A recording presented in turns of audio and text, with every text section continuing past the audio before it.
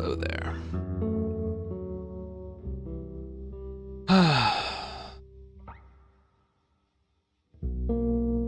I've decided to finish this all up today.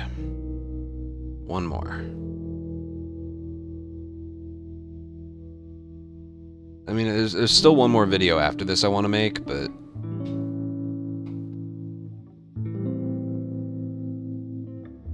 So we're, like, almost finished, but getting this out of the way will feel good.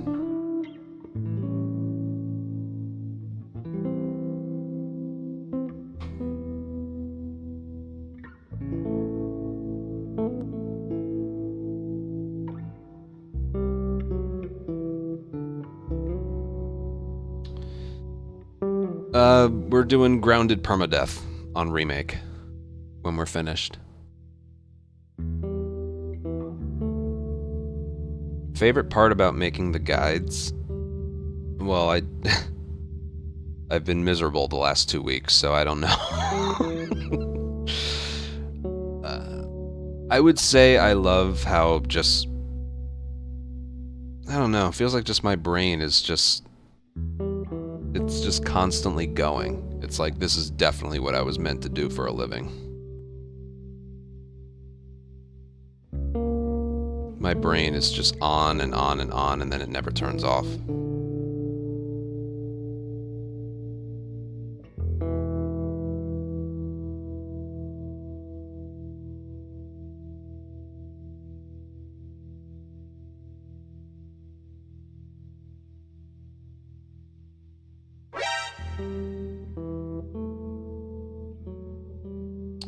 Jason, thank you for a 3-year resub.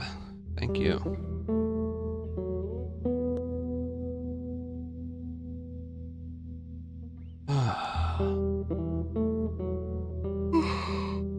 God. It's gonna be nice to be done with this.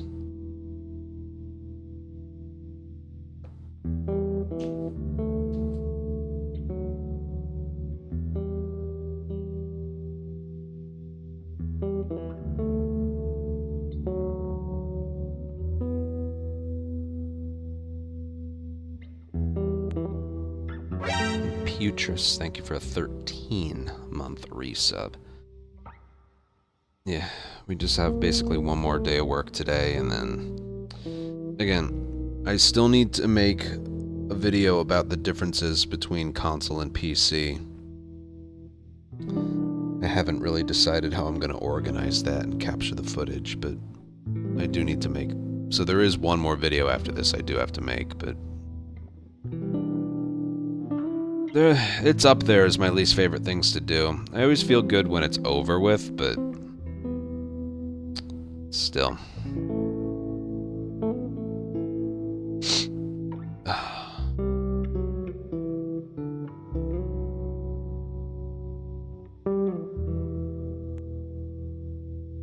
We can.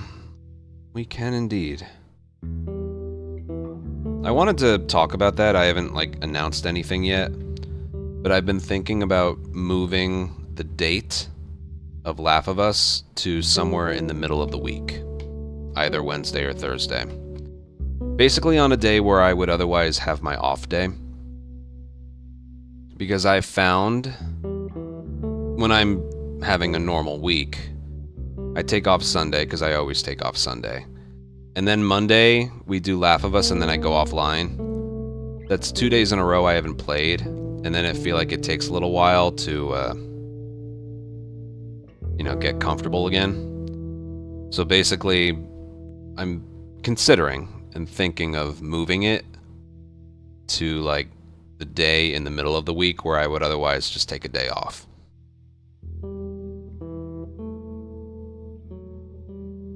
Nothing's decided. We're still going to go through with it tomorrow, but I have been thinking about it.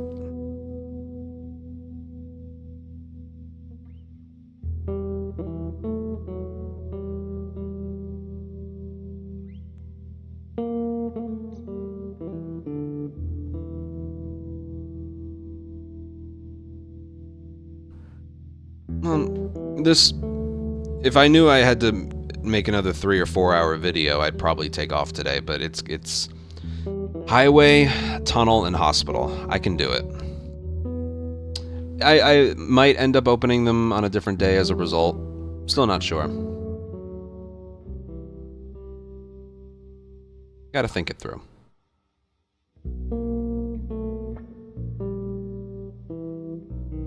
I don't see the harm in still opening it on Friday. Like, say we do it on... I could change the open submission date to Sunday, like a weekend. Because I'm usually not live that day anyway. Sunday to Sunday would work. I feel like that would work. Yeah, something I'm heavily considering. You'd get an extra day of work out of me. Because I always say I don't mind streaming for 6 days in a row, but there's no way I can do speedrunning 6 days in a row. I just can't do it. As much as I love this hobby, I cannot put up with it for 6 days in a row. I need that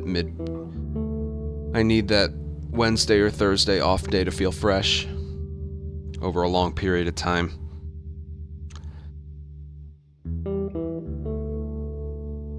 Yeah, I'm most likely going to make that change, but starting with the one after tomorrow.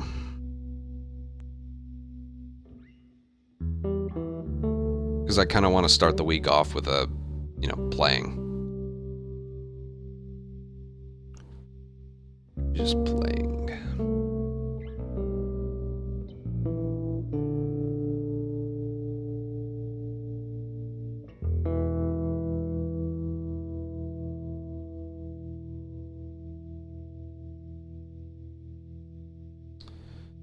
Yeah, what do we got to do today? Highway, tunnel, and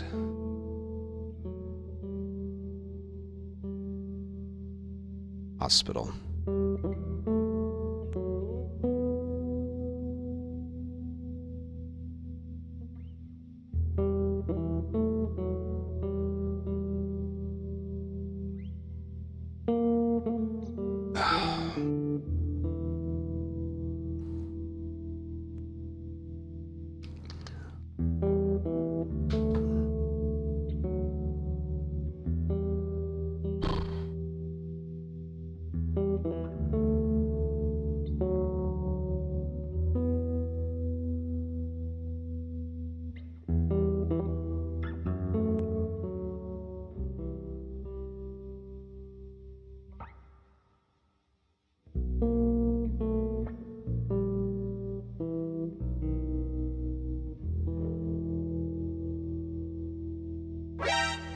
Skaki, thank you for 17 month resub.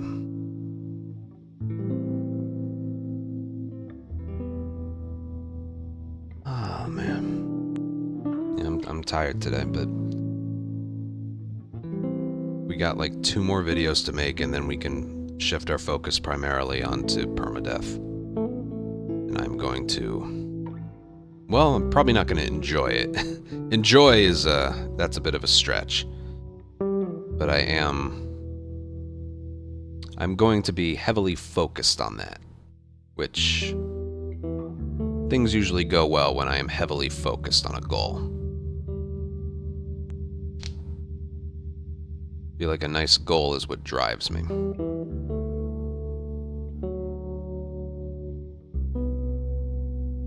Yeah.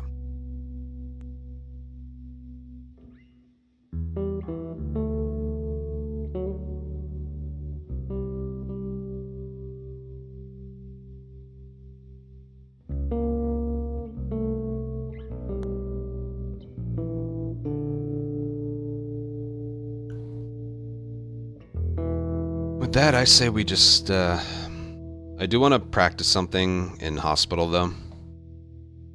Just a quick little something, something. I also think I have to... Yes, I do. Hey, look. This is my setup.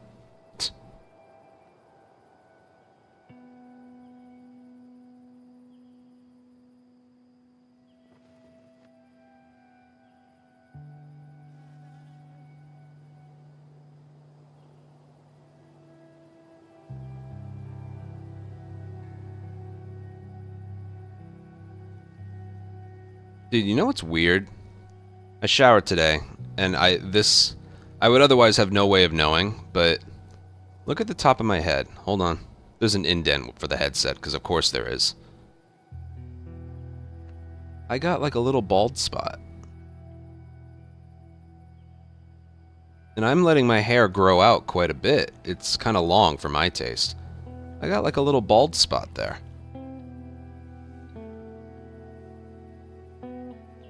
Kind of weird. Look, my hair is pretty full, like at every other point, but then there's just that one bald spot. No, it's not even at the very top. It's like the back right part of it. No. Whatever. I've never cared much for hair.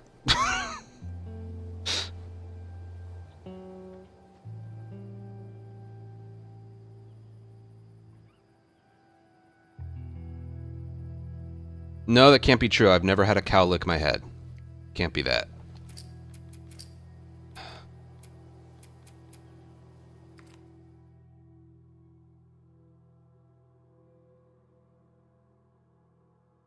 The smuggler, he's in here.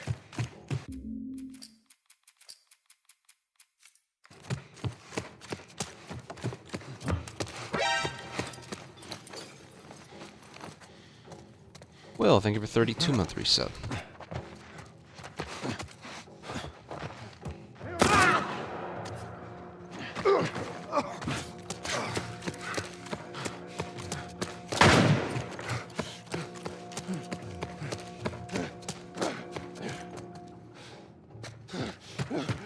Got it. Move on down there.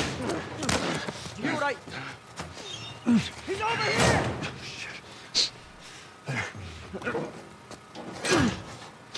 I wanted to practice something up here.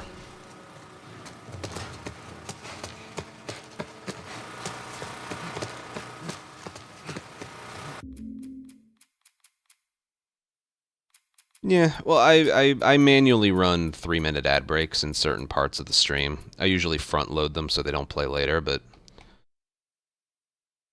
yeah, I've gone on so many rants about how they have to be 3 minutes long, how...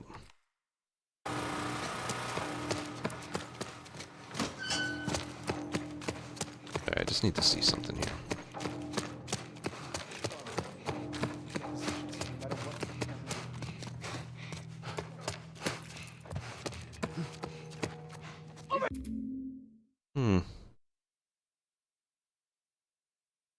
Oh, did I forget to... Damn it.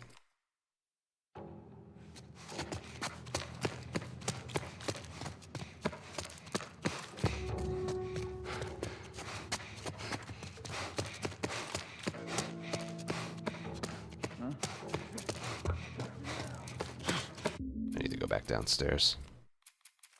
I meant to make a file there.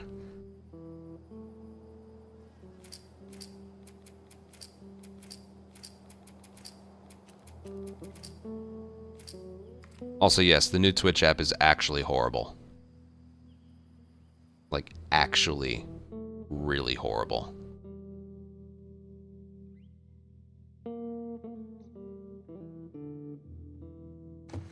The smuggler, he's in here.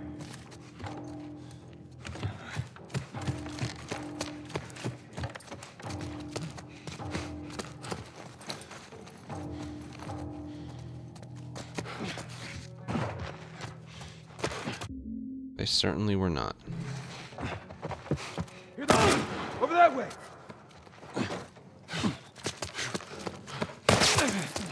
Ow.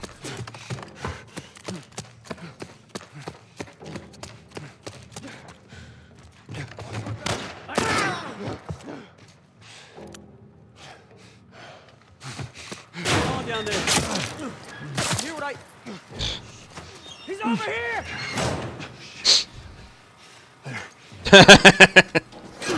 That's funny. I just want to practice up here.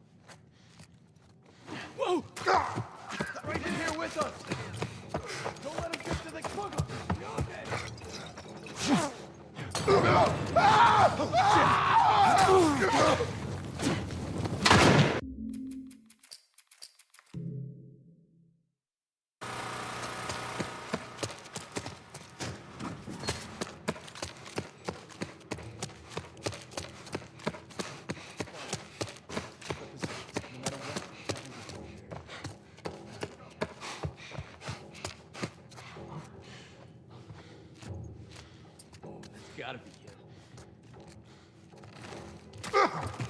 Over here, wake up! Let him get to the kid!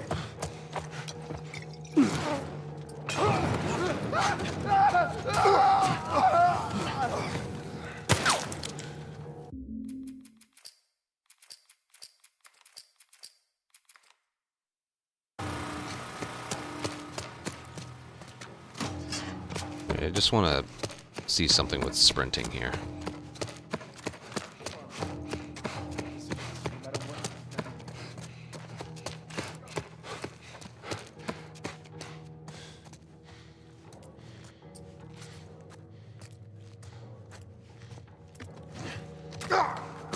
Over here with us!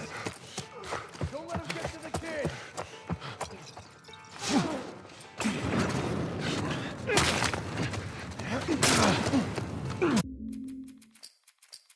Normally,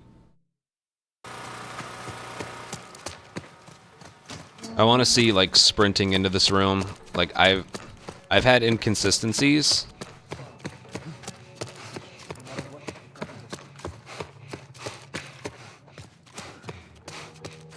Right here! With us!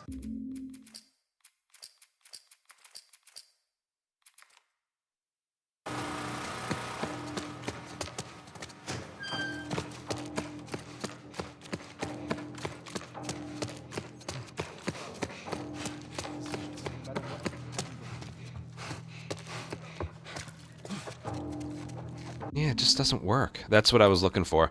I was wondering if getting alerted here has to do with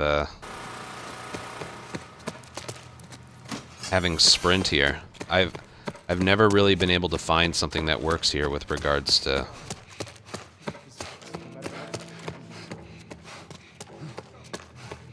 It's so inconsistent. See, I've never gotten it. So when I enter that doorway, I just...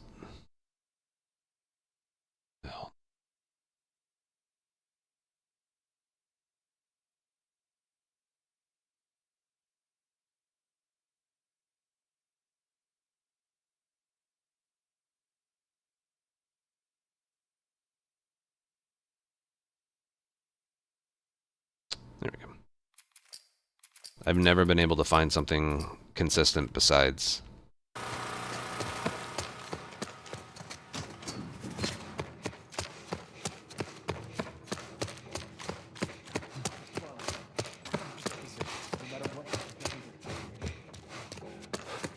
Nah, there's nothing there. Alright, forget it. Yes, I'm very relieved.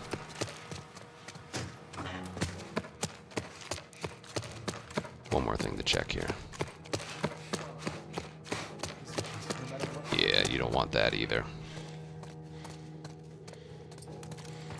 I don't see anything. Good.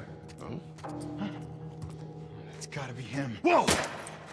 He's in here with I us! like how he fired a bullet as he got alerted. Okay. Yeah. Here's one, before I make the tutorial, here's one thing that's very specific. When you're running across this hallway here, it needs to be straight, because if you angle it so you run straight for the door, they see that. But if you run perfectly straight, they don't, and you don't want them to see you. Interesting, huh? You want to run like this. And then turn the corner there. And from my experience, you cannot sprint here at all. Whoa! He's in here with us! And Don't let him... yeah, make sure you're crouched. It's just not an area you want to go quickly.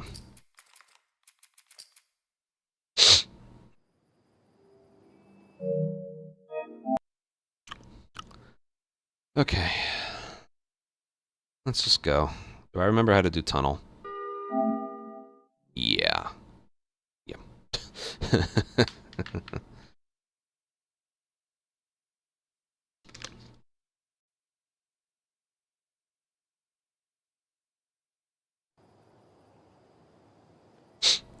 Okay, I'm just gonna go. Okay. Matrix, thank you for 31-month resub. Yeah, I'm just going to go. I'm ready.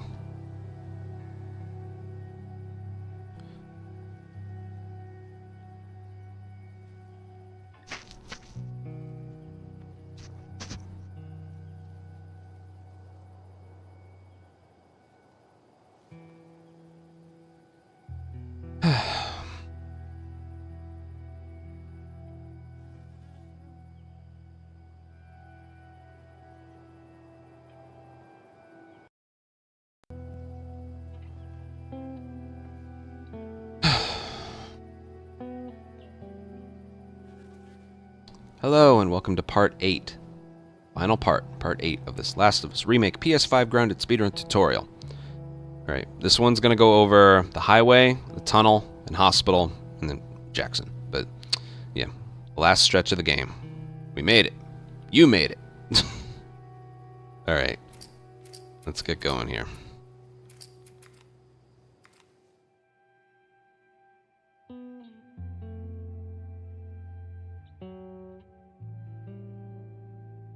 Did you ever think there would be this much to speedrunning this game? Well, there is.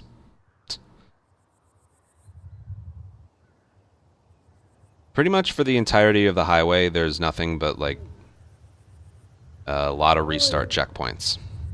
Ellie! Did you hear me? Just going the way you're supposed to go, and a lot of restart checkpoints that place you a little further. This is where we get off. Okay. Let's go, kiddo. Here we go. Check that everything's Feel that reloaded. breeze, Hey, huh? Joel hasn't reloaded his revolver in 3 Day months. like this, I can sit on my porch, pick away at my six string. Yeah, once we're done with this whole thing. The only bomb we have left to use is a Molotov, which we'll get the crafting ingredients for in the bus depot coming up. All right, restart checkpoint. When you get about where the next to the taxi, like where the door is a little bit open. So 5223. A little bit further. A little bit further. Right there. Restart checkpoint. That places us a little bit ways further. Not a lot of time, but time saved. Every single one of these restart checkpoints, it really adds up, okay? Really adds up. Look at that. Another city, another abandoned quarantine. Around this car over here.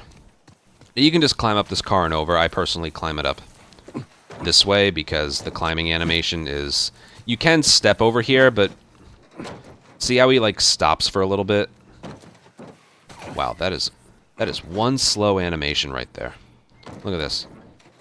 You go to step over this... That is one slow animation. Man. See, you don't really want to do that. You don't want to... If he kept moving, I would say that's good, but, yeah, that little stop right there. Okay, that's sending us all the way back here. You want to climb, like, the front of the car and then the gate, so you're pretty much always moving forward. Look at that. Another city, another abandoned quarantine. But you also don't want to climb the top of the car, because then that climbing animation's... No. You don't want to climb up right there and then right there. You just want to climb up the short part. Just like that. Okay. Checkpoint as he starts falling.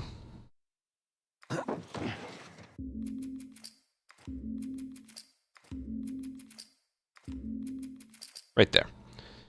5407. This one places us pretty far ahead. Alright, as soon as subtitles pop up, we'll be able to check. When you make it at the top of the stairs here.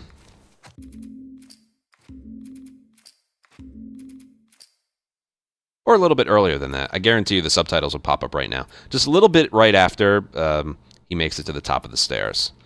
Checkpoint places us a little bit further. Where we want to triangle prompt our way here. You have to hit this one. Well, we could use that ladder. And then this one. Here we go. Back to back. That triangle prompt boosting Ellie up here won't happen if you don't hit that, like, what should otherwise be like an optional triangle prompt. Ellie, What? the ladder. Come on. Right. Okay.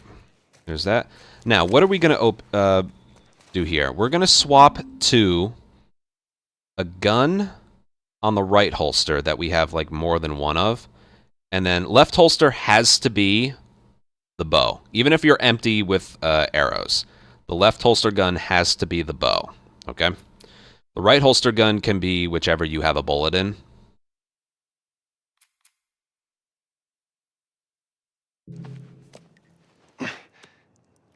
So yeah, if I have pistol, I usually go with that. So we'll do that right here. Yeah, we'll go with the pistol. And there's 3/4 of a rag right there.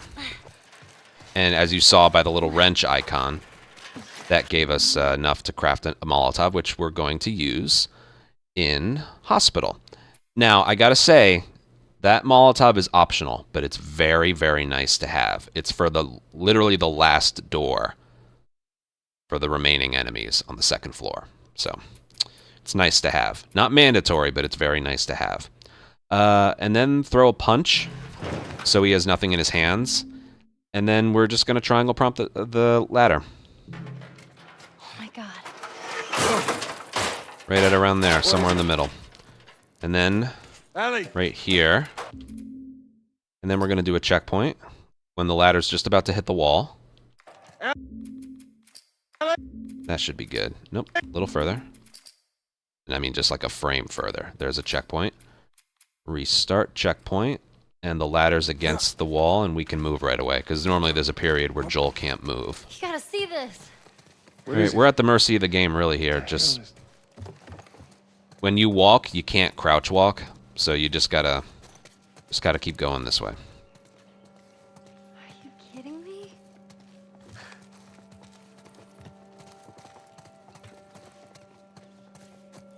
Just gotta go. Come on. All right, when we get through that doorway, there's another restart checkpoint. This one actually saves quite a bit of time, but it's easy to forget because you're just like lost in the moment. 55:43. A little bit further. A little bit further. Right there. Right there. This restart checkpoint places us right here. Not actually acknowledging the giraffe, but we went from there to here. So as soon as you can move Joel again, don't go left. There's a wall right there. You want to go back, and then right there. Movement's pretty simple. So you go back, and then this way. Then we head upstairs. No giraffe for you.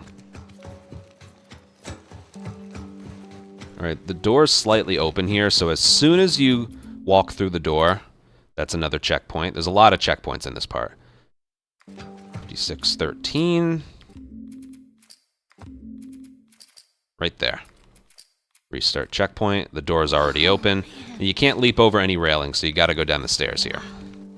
Make sure you don't triangle prompt Ellie there, and you triangle prompt the door instead. Alright, this is a cutscene. And, okay, there's some movement here. Basically, we're gonna move a certain way, but you can get pushed by Ellie here.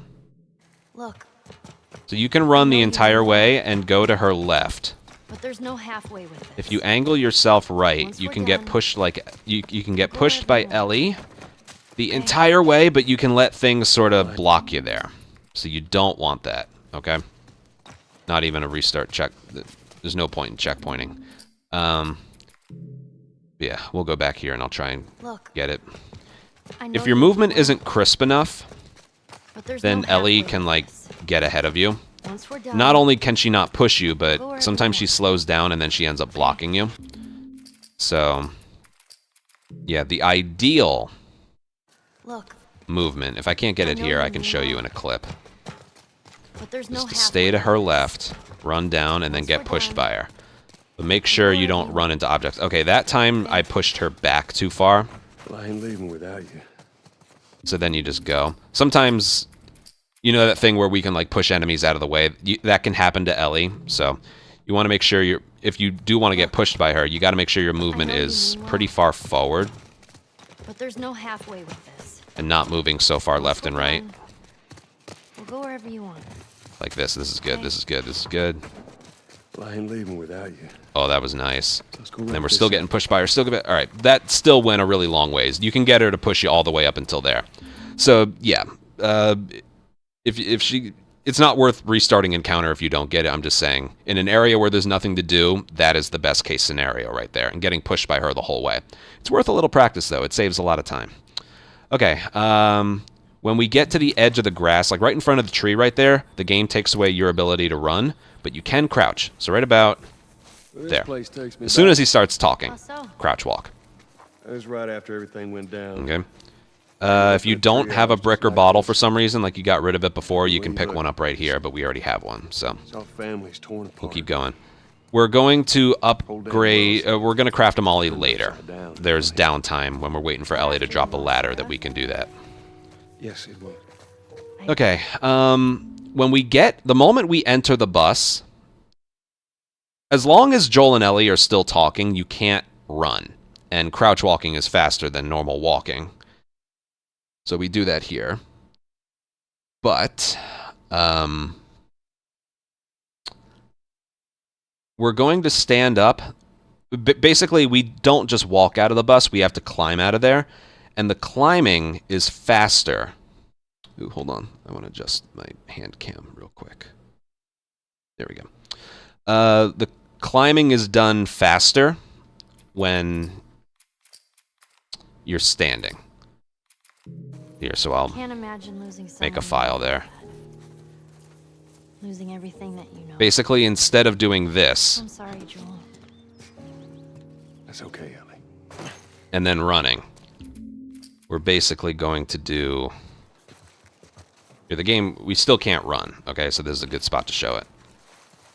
No, when we're in the bus, we can't run. So basically do this. Stand up, and then climb, and then hold sprint forward and jump like that. I'll see where this places me, but...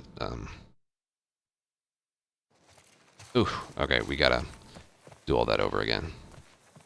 It's okay. Well, this place takes me back. So, As for the tunnel, That was right after everything all we went end up down. using are I ended bricks up and in a treehouse bottles, just like this. and we get a free arrow Just on the other side of the families bus, torn apart. but Whole damn yeah, world's we so different. most of the time don't even end up using that arrow. But you still want to pick it up, and we do a weapon swap to pick it up as well. Yes, it will. It's just on the ground. It's kind of easy to can't miss. imagine losing someone you love like that. Yeah, when we enter the bus, we're just going to climb, Losing everything that you know. I'm sorry. like so. Joel. And then hold sprint forward and jump. Then he starts running. The arrow's right there. Like they didn't even want you to pick it up. So, you know, weapon swap. Triangle. Gets into his inventory kind of funny. But, yeah, just like the weapon swap that we've been doing. This time it's gonna be different. I just know it. Okay. What do you mean? They're gonna be there. The Now, fireflies. the beginning of this encounter is kind of weird. I'm definitely going to make a file here because it's... I don't know why there's a question mark here. Like, the game kind of broke a little bit. They're like, a thumbnail for the area? I don't know. That's weird. Anyway. So watch this. We're going to do a restart checkpoint to begin the encounter, but technically the encounter should begin right here. But as you see, it's placing us a little bit further back. I want to see something. Okay, that's actually interesting. Okay, I'm not ready to do the encounter just yet, but I think I just found something out about this area. I'm not kidding, I think I just found a new strategy. You shouldn't really do that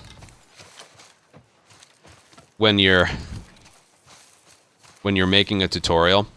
Here, let me show you what the old strategy is. Hold on, 1 second. Bruh, I just found a new strategy. How about that?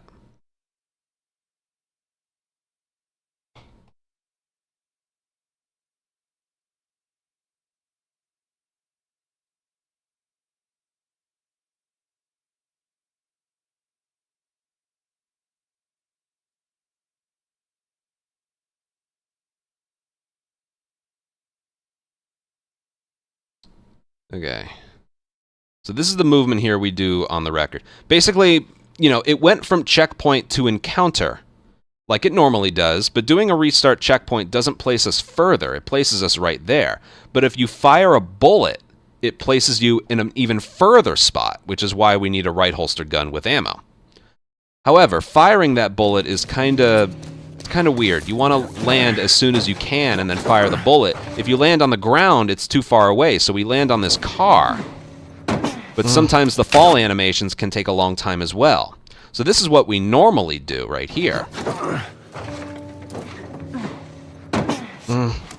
And most of the time firing that bullet, again, it takes a while because there's landing animations. If you land on the ground next to the car that's right there, there's a similar staggering animation. It takes a while. But I just found out the very moment Joel's feet leave the ground, I don't know why, that could save another second, I guess. The very moment Joel's feet leaves the ground on top of the truck, that's when the encounter begins. The firefly. And then just make sure you have the pistol approaching this area. And, yeah, so here, start timing your pause.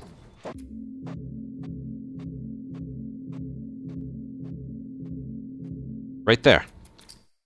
And then the very moment he just left his feet just left the ground right there. The very moment you checkpoint, restart checkpoint, then it sends you right here. How about that? That's so much faster than landing and then firing. As far as speedrun mode is concerned, the timer on the top right, that's a lot faster. I'd say that's over a second faster. How about that? How about that? Okay. Let's make the save file right here. I'm not going to go back and do that. That's a much better way. Falling off of that truck has always been very, very bleh. That's over a second save that I didn't know about until a minute ago. How about that? Okay. Now for the tunnel. Let's just go. There's a lot to this area, but we'll do what we always do. I'll show it off, hopefully successfully, and then we'll go step by step.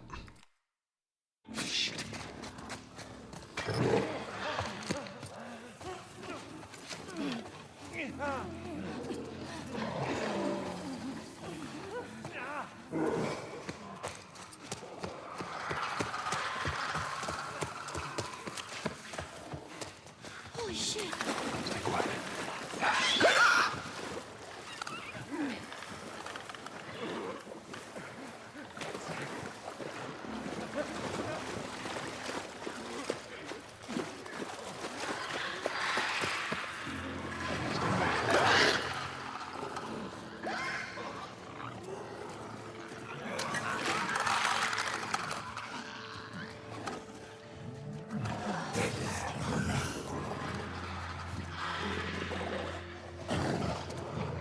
That crate could get us over. And you're safe. And just know, when Ellie does drop the crate, they're all alerted to you, but you're pretty much out of there really quickly anyway. Okay, that's the tunnel. Now, it doesn't always play out that way, but let me start off with some things that can go wrong real quick. I'll use this, I'll save the footage and then go back.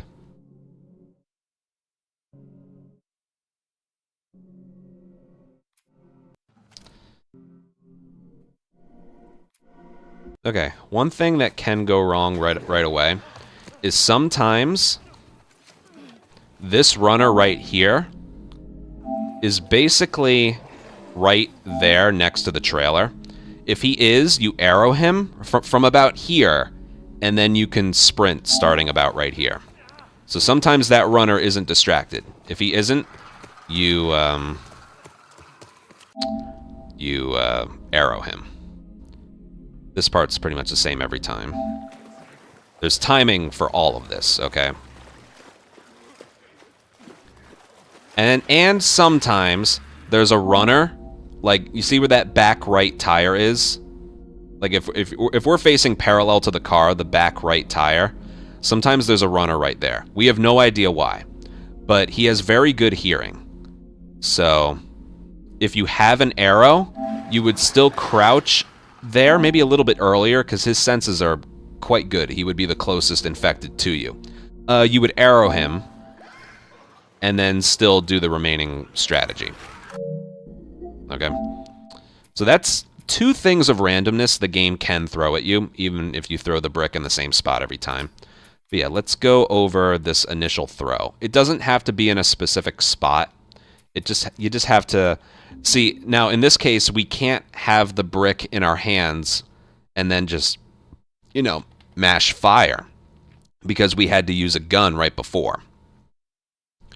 So when we do this restart checkpoint, you have to hit down and then throw. And then there's a bottle at our feet. And then you can only sprint for a little bit, okay? If you're going to do one thing in this area, master this movement right here.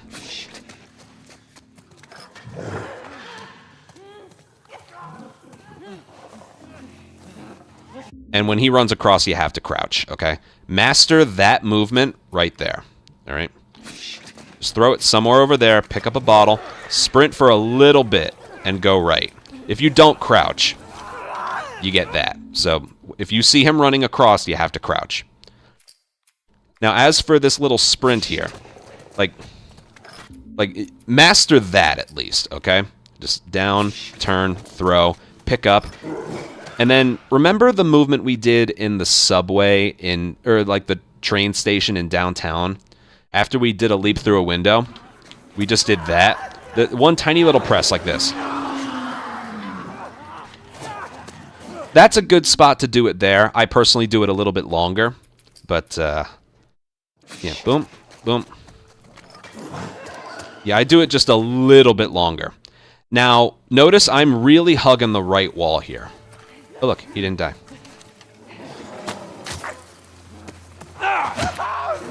And as you see, the string has to be pulled back. Yeah, remember that little flick I do with the arrow? It kills humans, it does not kill infected. The string has to be pulled back. Now notice how far to the right I was being. Okay, that's because even if I don't sprint,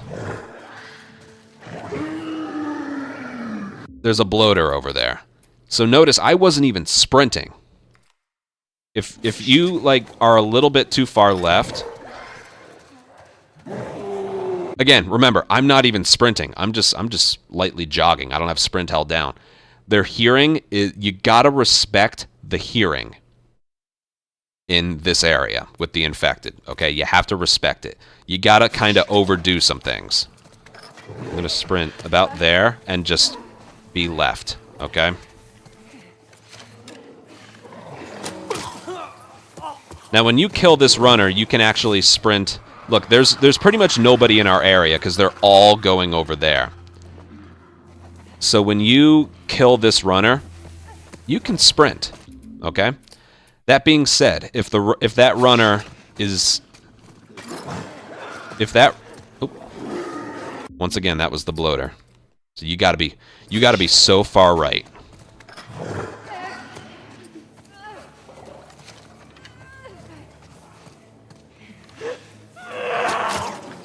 You can even do that. Actually, you can actually, if you notice the runner not go that way, you can jog the entire way. Here, hold on. I'll overthrow it to the left.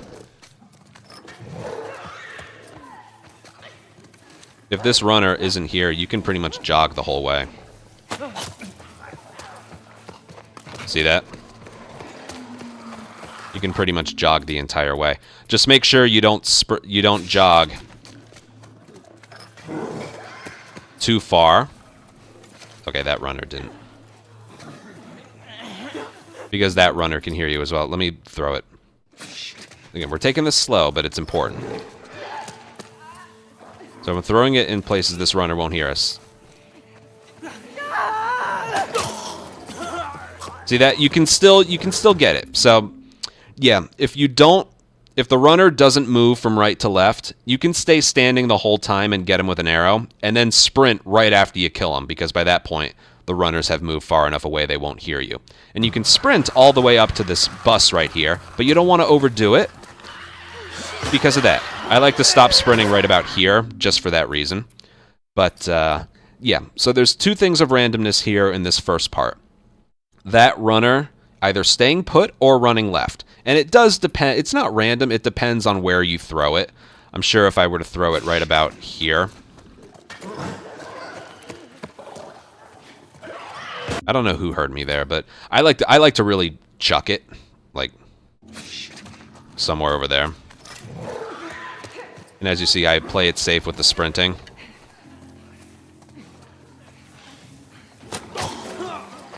So there's that. Nice and simple.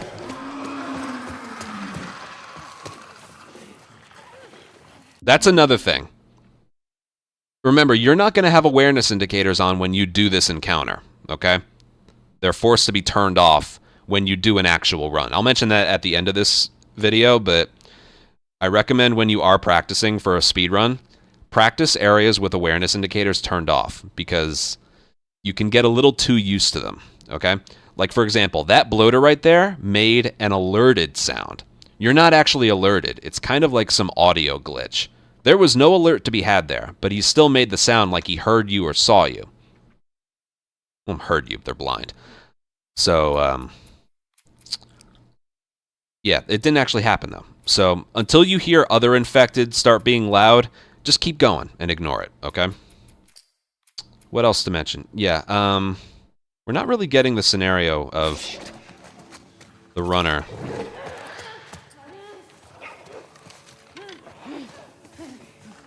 Now, if you sprint right here like before, this runner that runs... Remember, we could... if we're arrowing this guy right here, we could sprint right at around here. When that runner's running across, you can't do that. You have to wait until you get right about here. Okay? So yeah, if the runner is like really far away... Damn it. If the runner's like really far away... Hold on. It's tough to get, like, only that one runner to not hear you. So remember, if this runner right here doesn't move, get him, and then you can sprint right away. It'll work. Okay? And then remember, stop sprinting right about there. And have your bottle ready to throw. If he does move... If he does move, you need to crouch when you see him. Stand up again when he gets out of frame. So you're pointing the camera this way. When he is eventually out of frame, you can stand up again. You just can't sprint until right about here. Any earlier, and he would still be too close to you. Understand?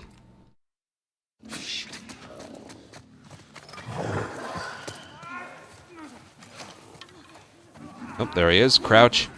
Stand up. Damn it.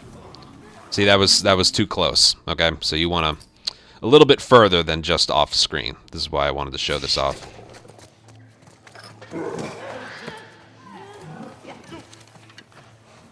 Crouch. Stand up. That should be good, and go. Okay. See, you just have to start sprinting a little bit later. Okay, that was a good example. All right, let's focus on this throw next. So the throw here has to be, I don't do this because it doesn't go far enough. I throw it basically where the patch of light is, but I throw it a little bit higher. I basically aim right about there. So it hits the wall in the back. All right, if you aim it too low, I think it hits there. So I aim it high so it'll go further. It has to hit the back wall, right at around there. Okay?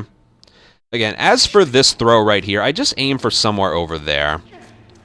Kind of far. It's just somewhere in that general area. Sprint only for a little bit. Run to the right side. What's this runner doing? He ain't moving, so I'm just going to arrow him. And then I'm going to sprint. Get the bottle ready. We're good. Let go of sprint. I throw it right at about there. And then when I get to this patch of grass right here... See, the clicker's right there. When I get to where the grass is right about here, that's when I crouch. And then I crouch walk at full speed, but then I slow my crouch walk to a little bit when he starts moving left. Remember, it's one of those things, when they're, like, distracted by a sound a brick or bottle makes, you can move a little bit faster compared to if they weren't distracted. We saw that in downtown. We saw that in University. And same applies here.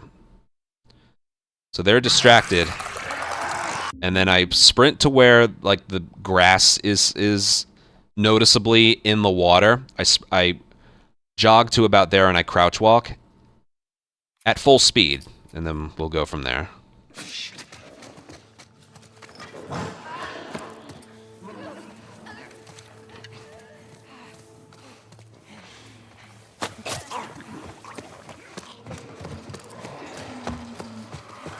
Make sure you hug the right side here just in case.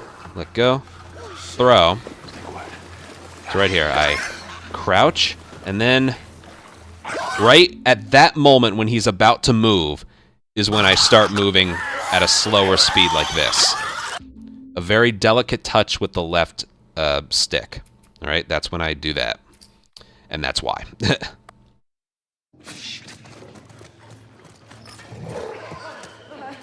And again, be respectful of this area, okay?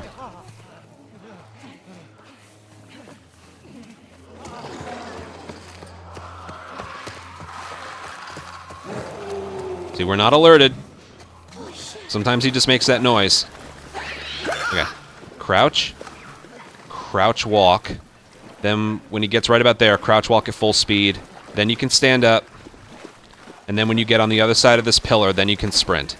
Now, don't sprint too far because of that. There's infected right here, but you can sprint. And as for sprinting here, I usually start my sprint right around here. Again, I'm being respectful. You technically probably can do it a little bit earlier, but yeah, that's pretty much the movement there. And then there's the ending.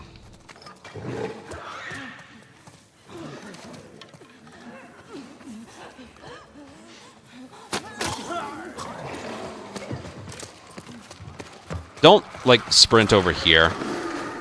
Okay? It's not... there's no reason to. It's not worth it. Crouch. Slow. Full speed. Stand up. And if you sprint too early, that's what happens. So I try and time it when I'm right around here. Okay? Now, again, sometimes there's a runner right there. Look at that. That's where the runner is. If that happens, and you already used your arrow, you just have to stop your sprint early. Like, I approach the area like that runner's going to be there, even though most of the time he's not. And we don't know why he's there. We have no idea. It's random. But we approach the area like she is going to be there. Okay? Because it's better safe than sorry, especially in an area like this. The finish line is within sight, okay? And then we got this area, so. All right, did the runner hear that? Did not. We're good. Hug the right side here for added safety. Let go of sprint. Pre-align. Throw. Right at the grass here. Crouch. Slow it down. Speed it up. When you get to about here, stand up. And then right about here. Sprint. And then let go. And then that's about the timing right there. And even if I'm hugging the wall, if you don't stop here a little bit, that happens. So that's why I aim for about 1 second there, okay? We do need the brick for later, I'm pretty sure. Actually, you don't. It's right there. Pick it up. You don't slow down getting it. Okay? So, yeah, putting all of that together, we get a perfect performance. And again, if the runner isn't there, you can sprint a little bit further, like by the car. But it's one of those things, are you really willing to try and save what is probably just under a second? And you've already made it this far on what is hopefully a really good attempt. It's not worth it. So that sprint you do close to the end, in between the second and third parts, don't let it last that long, just in case. There's so much just in case, okay? This is not the area where you want to try and save every millisecond, okay? Get that through your head. Okay, so we throw, we pick up the bottle, we sprint just a little bit, we hug the right side. Did the runner hear it? No, he did not. I'm going to kill him. And then sprint immediately after I kill him. Pick up anything he drops. Get the bottle ready. Let go of sprint, pre-align the throw, aim it high, throw it there. See where the grass is? Crouch. He's about to move. Slow crouch. He's away. Crouch at full speed. Stand up. The edge of this thing right here. Sprint. That's far enough. There's no runner, so I can walk for a little bit further. Crouch. Pick up a brick when the bricks are behind me. Aim for 1 second, then let go. We're good. When you get on the other side of that little pillar there, stand up for 1 second, crouch. Stand up for 1 second, crouch. Stand up for 1 second, crouch. Triangle prompt, he takes over, and then boom. I shouldn't have to tell you what happens if you stay standing for too long. Okay? Or what happens if you stay standing, if you start standing up too early. Okay? Like, again, there's an indent in the wall. I'll show it to you. We'll do this, like, one more time. You see that indent in the wall right there? I wait until I'm right about there. Hold on. Please don't kill me. But I wait until I'm about right here before I stand up. Okay? Otherwise, they hear you. 1 or 2 more times. We'll go. Run to the right side. Oh, there he is. Crouch. Stand up. Delay the sprint a little bit for safety. Then go. Hug the right side for added safety here. Let go of sprint. Aim. Throw. Oh, it hit the wrong spot. All right, yeah. Don't aim it too high. That's not going to work because that one's not distracted. If you aim it too high, it's going to hit that little ridge in the ceiling there. So aim it a little bit lower than that. Okay. Oh, that would suck. Could you imagine you're on like a perfect record pace and then that happens? One of those things. Again, you want to respect this area a lot. That was too high of a throw. Sprint for a little bit. Run to the right. Did the runner hear us? He did not. Dead. I pick up whatever he drops even if I don't end up using it. Sprint the whole way. Let go. That's a better throw. Crouch. Slowly crouch. Walk. Then speed it up. Right at about there. Then you can stand. Cut it a little close there. Alright, you can sprint here. I'm going to let go here just in case the runner's there. And then right at around there we can crouch. Yeah. Aim for a second. Boom. Wait until you're on the other side of this little ridge here. Boom. Boom. That crate could get us up there. And we're there. Get on up there. Like so many times I've mentioned, I can show it to you, I can explain it to you. You gotta feel it in your hands. Your heart's gonna be pumping when you're doing that, and you won't have the awareness indicators to rely on, okay? Practice, practice, practice. Great for me. I'm gonna move on. And again, if that one runner is there, that's where we use this arrow if you didn't use it before. Alright, I'm going to swap to the shotgun and the revolver. Okay? And we're also going to sprint climb these. Don't be standing underneath it, okay? Then we're going to climb on here. Keep sprint held down so we can... keep sprint held down so we can sprint this way. This is another spot where if you let go of sprint right now, you're going to lose it. Because we're not technically in an encounter. And then go. And you do the little jump over the thing there. And because otherwise we'd be swimming. And when we fall off here to dive under the water, you want to hold sprint or you want to hold circle as his feet leaves the thing that we're on, so he goes underwater right away. So like this. Just like that. Then we're going to resurface right away. And then we're going to climb out of the water as soon as we can. You can either climb up this way, or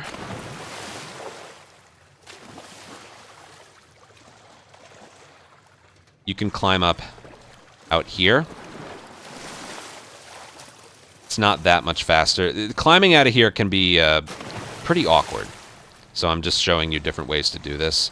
I personally like to go this way and then just mash X and forward. So he lands on something and then that, but we're closer to this.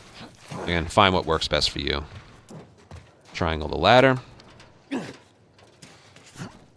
going to bring it over here. And then as soon as you can, a triangle prompt pops up, hit it. Now, as soon as the ladder starts to, like, free fall, that's where a checkpoint is hit, and that's going to get Ellie right next to us. Okay? So 7, 12, 15. I'm going to time it so right about...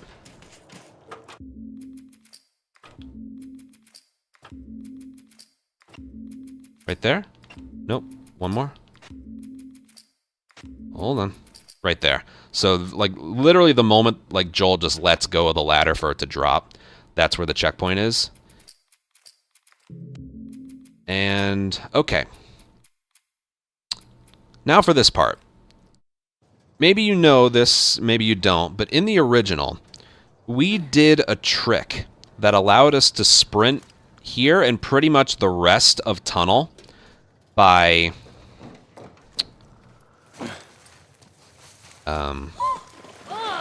freezing. doing some weird things with... Get out of my way. Some weird things with this clicker right here. There's a clicker under there. He's always there. He's just hidden. And you can shoot him from here. This basically pretend like this defense doesn't exist. Right? Let me see if he wakes up to this. Nope. So yeah, we used to do a trick in the original where we would shoot this clicker and then hit triangle. Because if we wake this clicker up, triangle prompt doesn't work. Triangle prompt doesn't work, and then we have to kill it. Okay? But there was this trick. This is why we want a shotgun. There is a trick that we did a long time ago in the original, Freezing. where we would align ourselves right here. We'd shoot it, and then mash triangle, and the triangle prompt would still be there. Like that. Now, in the original, the sprint we would have, because there was an active clicker, would last the entirety of tunnel. So it would save a lot of time. Here, it only lasts... Well, in the original, we could boost Ellie over and the clicker would ignore Ellie. In this version, it will go after her no matter what. It's a little more competent in this version. So, actually, I'll show you. I made a save file here for a reason. Get that door open. Basically, we have to kill it the very moment. Like, right now. And thankfully, it's just one body shot. I forget if it goes after Ellie or she just runs away from it. But see how she will not open the gate? Am I actually punching it? Probably not. Nope. But see how she, like, absolutely will not open the gate for us? In the original, she would, but here she doesn't. So basically, as soon as you boost her over... Here, watch this. Can you sever the leg? Yes, you can, but... Okay, I know it took multiple shots to kill it, but it turns out, right after you boost her over, it just takes one more body shot to kill. And then what you want to do is hold sprint here, and then you can sprint the entire way. If you let go of sprint right now, you lose the sprint. But you'll be able to sprint up until right here. No matter what, you lose the sprint right after that. So doing that is faster than just hitting triangle right away and then killing the clicker, but not by as much time as you would think, because we still lose the sprint the moment we crouch under the thing. Okay?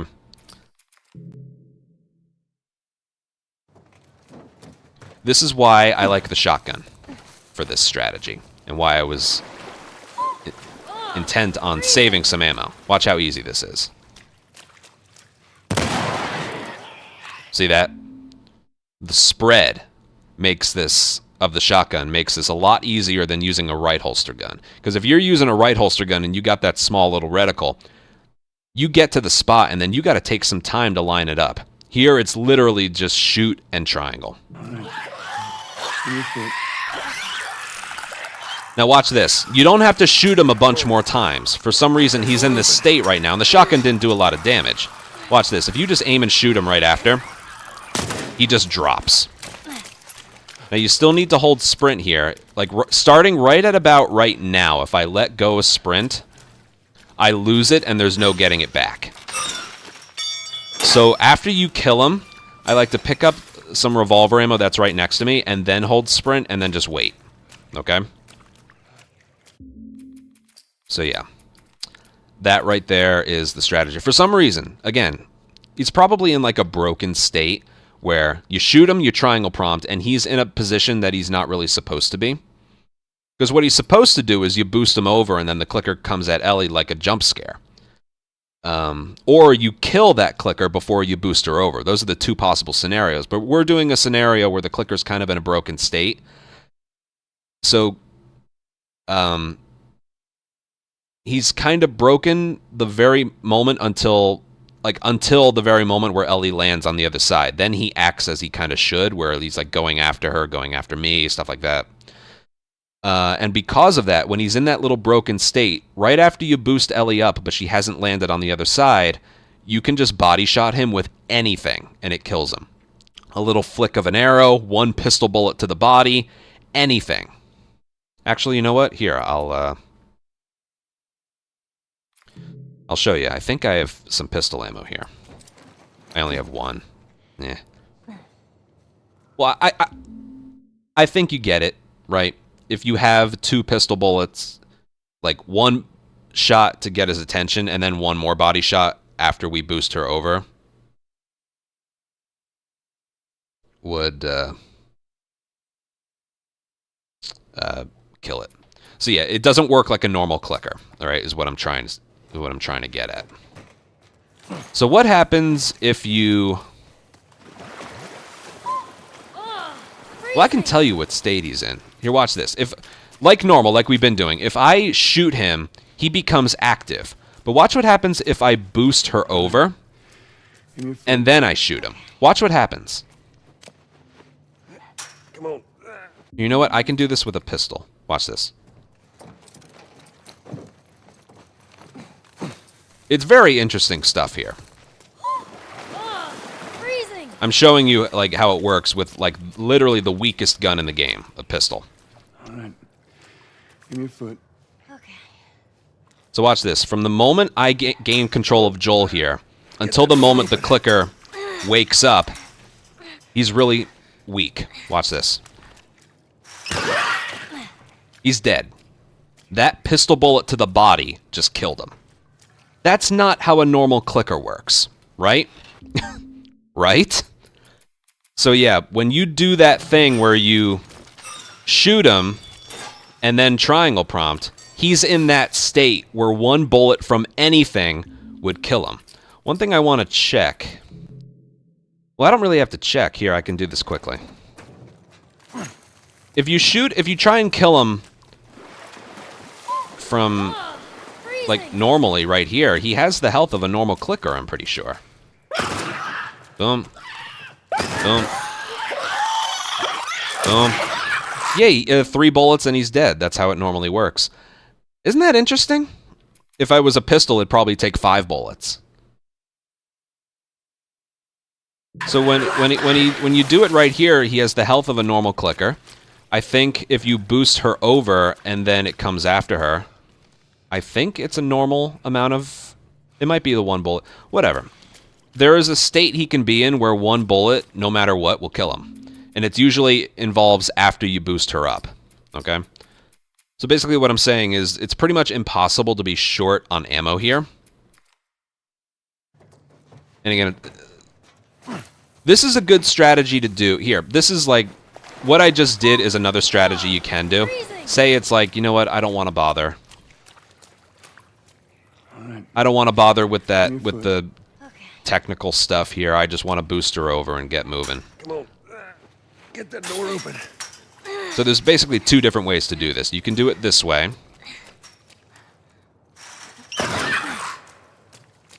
There's no sprint to be had there. So you can do it like that. There's 5 bullets over there to pick up, by the way.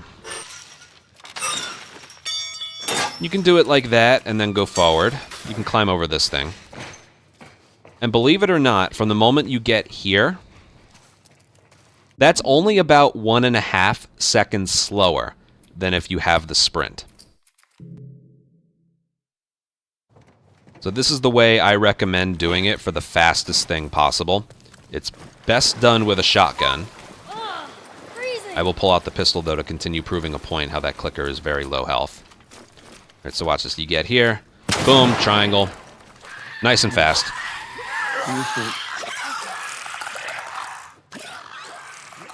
We barely wasted any time doing that. And then 1 pistol to the body. Then right about here is when I hold sprint and I just wait.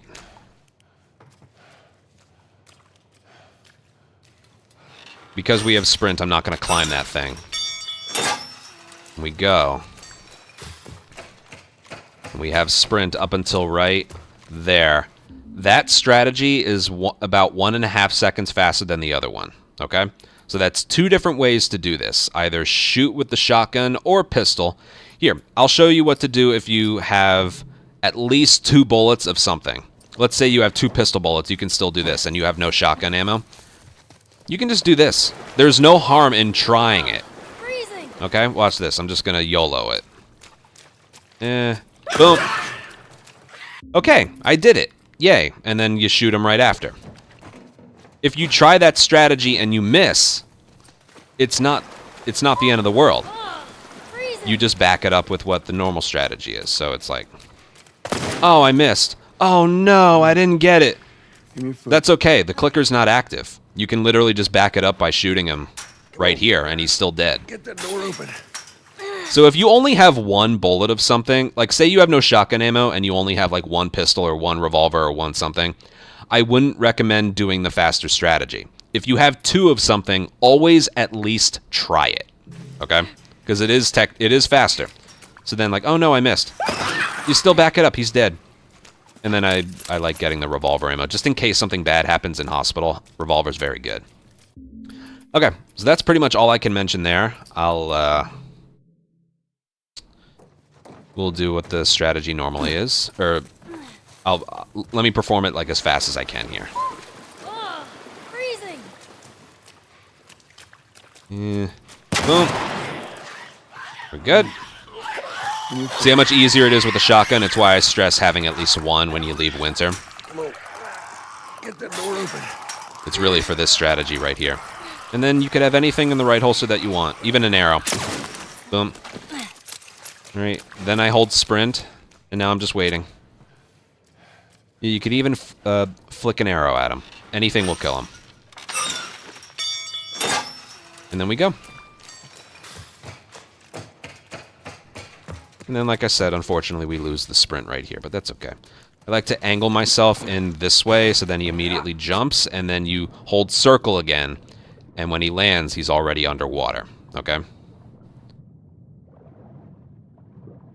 So yeah, I climb at like a pretty strict angle, that way he's closer to the water, and then I have him jump and then hold circle, just like that. All right, when you get through this doorway, checkpoint, 714...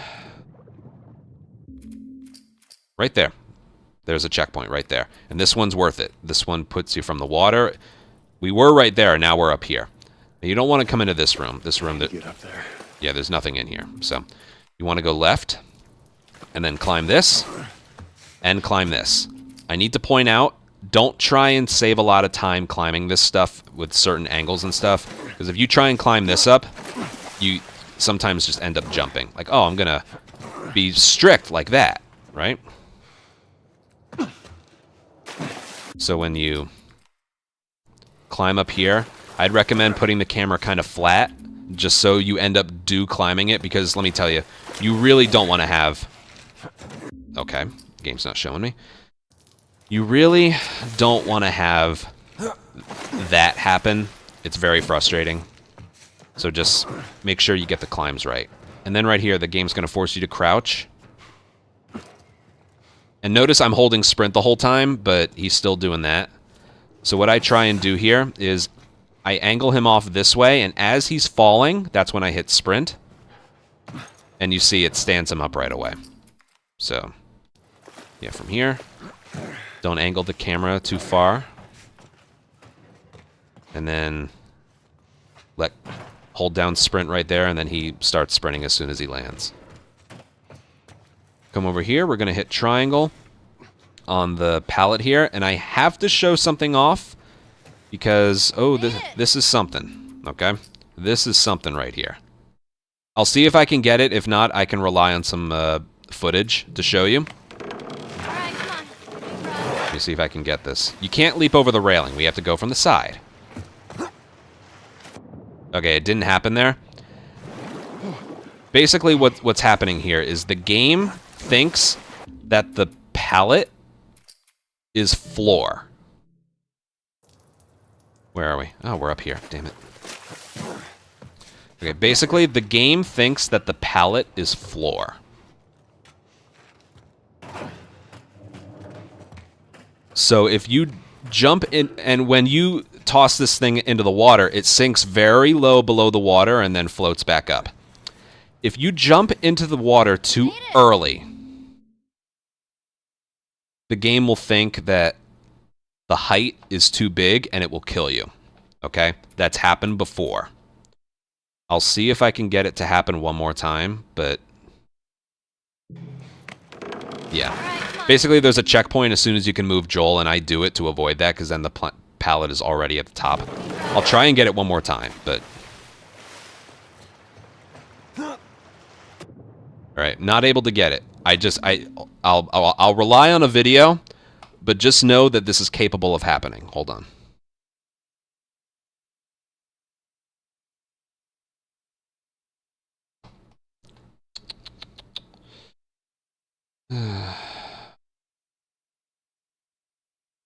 What video had this? It's from a long time ago.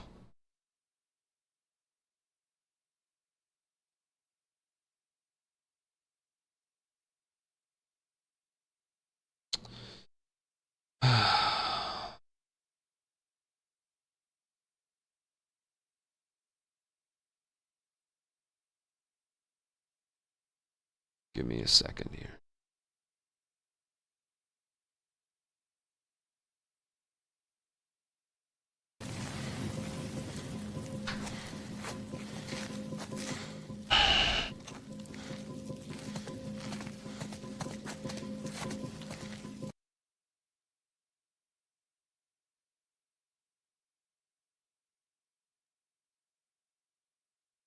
Found it. You made it! Okay, found what I was looking for.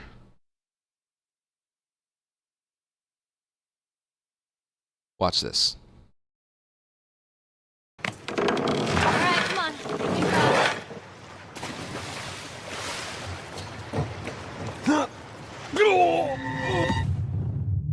If that pallet wasn't there, he wouldn't have died. See what happens? It sinks very low below the water, so the game thinks it's ground. It's solid ground. So when I jump in, see, it's still resurfacing.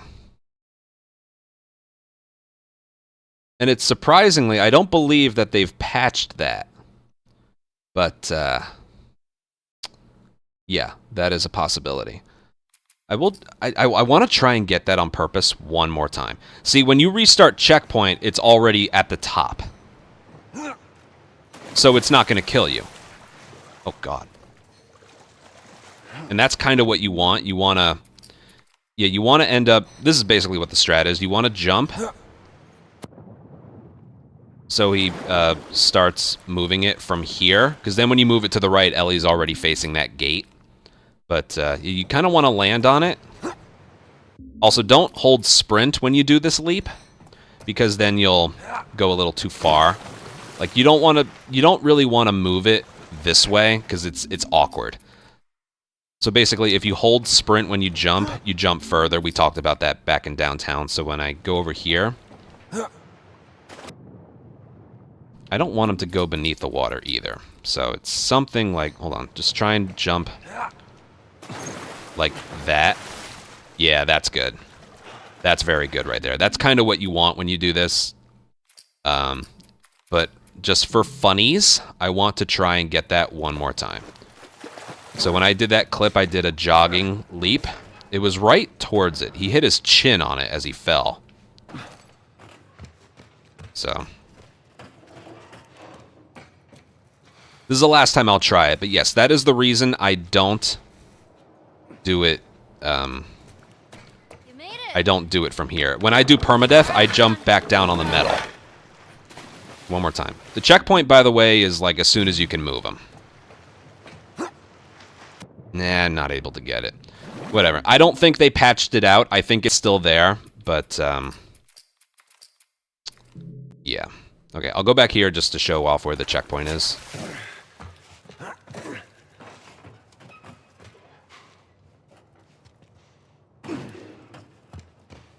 Yeah, something that can happen. And if you try this enough, I think you'll get it pretty easily. The earlier you can get the jump off, the better, and then just sort of jump near the pallet. Okay, so 7:15:40. It's as soon as you can move them. You can like aim a gun too. Right about there. I didn't even see him move yet, but yeah, there's a checkpoint right there. So restart checkpoint. The pallet is already at the top of the water. It places you in the same spot, so you're not losing time. If you end up moving it like this, that's fine too. Again, we want it to be right about... Oh, God. Yeah, a little bit too far. Try and jump directly on the pallet so he doesn't... I did a sprint leap there. There's some residuals with the leap. That looks good. Okay, minus... Alright, that wasn't exactly good. I think you get it. I'm spending too long on this, but... That one was pretty good. Whatever, I think you get it. Even if that wasn't fast, it's faster to move the pallet this way because notice how Ellie is facing where she eventually needs to climb up. If she's facing another direction, like you placed it forward, she has to turn her body and then climb. So you may be able to get the pallet to the wall a little bit faster, but you'll lose time with Ellie turning her body to climb. All right, this is the moment that we would either swap to our revolver and reload and craft a molly. We still have a med kit for hospital in case we need it. Left holster doesn't need to be anything. As for this ladder, don't stand right underneath it because then the game is going to like push you back. There was a little visual bug in the original where if you stood underneath it, Joel's knees would clip beneath the floor. So I don't think they like changed anything to prevent that, but what they did is they delayed your ability to climb onto the ladder for about maybe half a second or 3/4 of a second. And that makes it so that will him clipping beneath the floor, which just won't happen. So triangle prompt shows up like maybe 3/4 of a second after it actually drops. I'll figure something just out. to avoid that little visual glitch. It was purely visual too. All right, we do everything the same here, like as you're supposed to.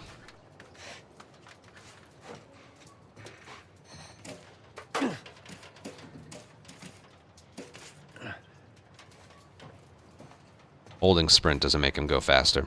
But you can pre-turn, and the very moment you see triangle, you can hit it. All right, you can't leap over the ladder, and like I said, if you have sprint held down the whole time, he'll jump really far. So what I do is, right here, when I move him, I hold forward, upright, and I mash X, but I hit circle when he's in midair, because otherwise he'll do that long animation of standing back up.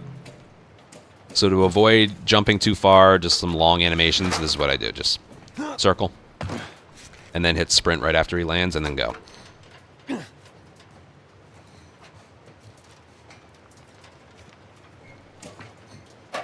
And then we go. Oh, I see. Good idea. let's get to hospital. We've been spending too much time on the small details. All right, there's not much to do here. I will show this off once, though, just in case you are brand new here. In the original, you could actually use the current of the water to speed you up. In Remake, however, it's a really funny-looking, weird death. They added it specifically for Remake. Let me go ahead, and you follow my So lead. don't ever Hey, go in the right water. behind you. So you're just going to come over here, land right here, go up there. Basically go the way you're intended to go. Okay? Climb up, and then just do a leap over here. Okay, come on. Follow Joe. the path, Sure basically. gonna catch me? I got you. Alright, and once again right here, as soon as we can move Joel, we're going to restart checkpoint, because he's forced to walk right here. And, yeah, that sucks. So, Let's get the hell off as this soon as you can move Joel right here, thing.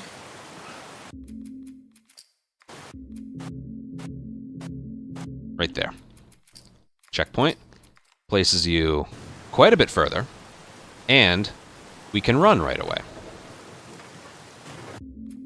And it can be a little awkward to hop on the bus, so I usually just mash X. Whoa! Haley, move! Alright, there's another checkpoint. This one's kind of annoying to hit, but basically as soon as you hit X to climb this, right there, as soon as you hit X, you can restart checkpoint, and all of this starts. All of this chaos starts. Now, he will actually fall into the bus early. In the original, this is what triggered a glitch. But in this version, if you hold forward and mash X, he will actually fall back into the bus faster. Actually, let me make a file, and you can maybe see it. Maybe. Okay, this is if I hit nothing.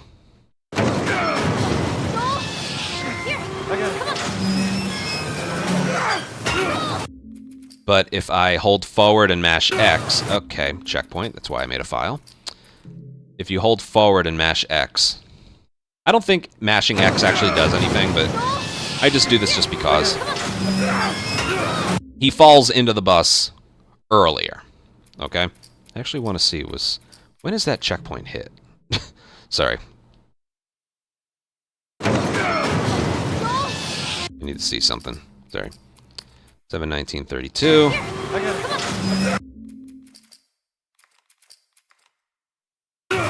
I just found another checkpoint.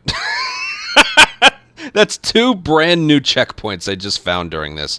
Okay, as soon as he starts to fall back into the water, restart checkpoint.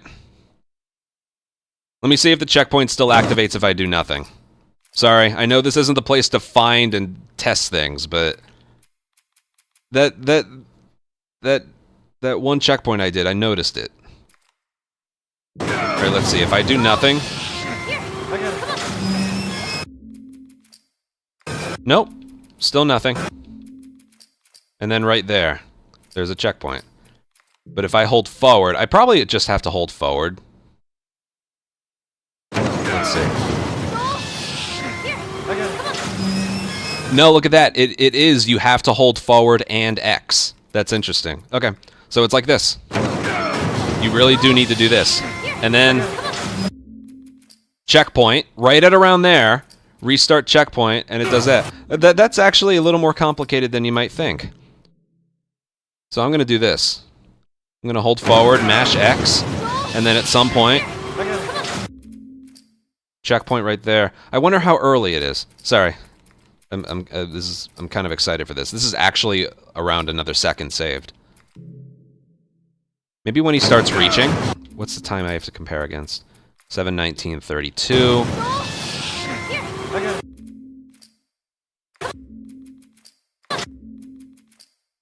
Yeah, it's the very, very moment he starts falling back, like right there. All right, that's pretty easy to see. This is one you can probably just see. You don't necessarily have to time it. So right about right there. You can see the camera start to change and go back. When that happens, restart checkpoint, and then it places you right here. Now, from what I've played around with, it's faster to just mash triangle and then just not move. Okay? I've noticed that to be the fastest. And then point the camera up left. If you do nothing with the camera, it won't pan over there. So that you have to do yourself. So after the restart checkpoint, which was literally just found, I mashed triangle to climb onto the first thing, and then I wait until the thing rips off the wall, and then I hold up right on the camera. And the triangle prompts right here, they're optional. I like to time it so it's funny. Here, listen.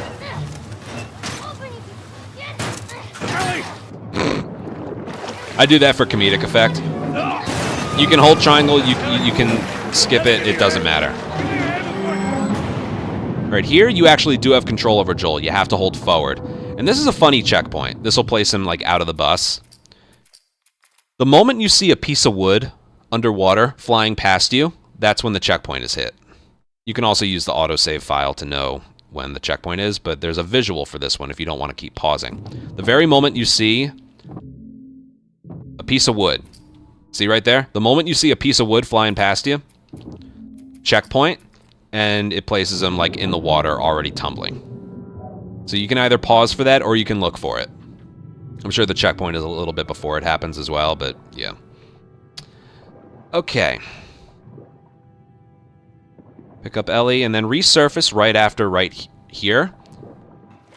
You want to do it a little bit later than that so you don't get caught on some debris there, but you can actually resurface very early on the other side of the rubble that you see. Okay, now for the hospital. I hate to be the bearer of bad news, but the hospital is a lot harder than the original. The main thing that makes it difficult is there's so much randomness.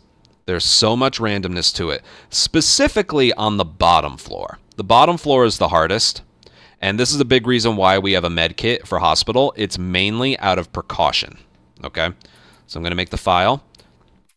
And we do this area from a restart encounter, not so much because of differing RNG or something. Well, for one reason. One, it's a tiny bit faster, but it mainly has to do with the beginning of the area. Watch this. So the checkpoint is right there when it transitions from checkpoint to just checkpoint and encounter. But watch what happens if you try and do this your first go. Alert. Now, the way to avoid that, if you are doing it from here, is to do this. And then go. It works the same. But if you do this from a checkpoint, you can start moving earlier than if you... you can start moving earlier compared to not restarting checkpoint. And you can also... you won't get spotted. Okay, I'll do this entire building once, and then we'll break it down.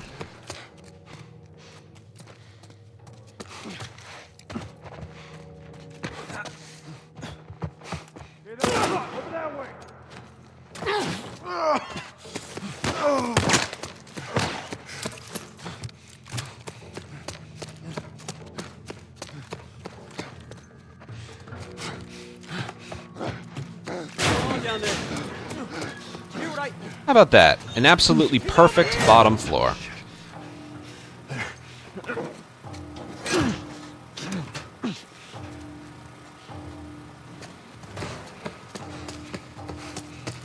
Top floor is its own demon, but okay. Triangle, restart checkpoint, places you in the next doorway. I let go of sprint there just to refill my entire sprint.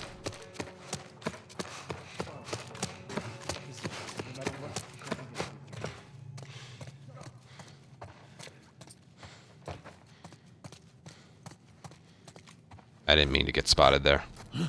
Okay, that was my bad. That was my mistake. Whatever. We can still save it.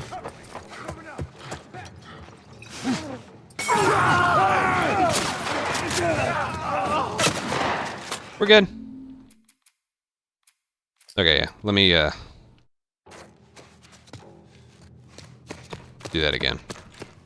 Yeah, we weren't supposed to get spotted by that one guy.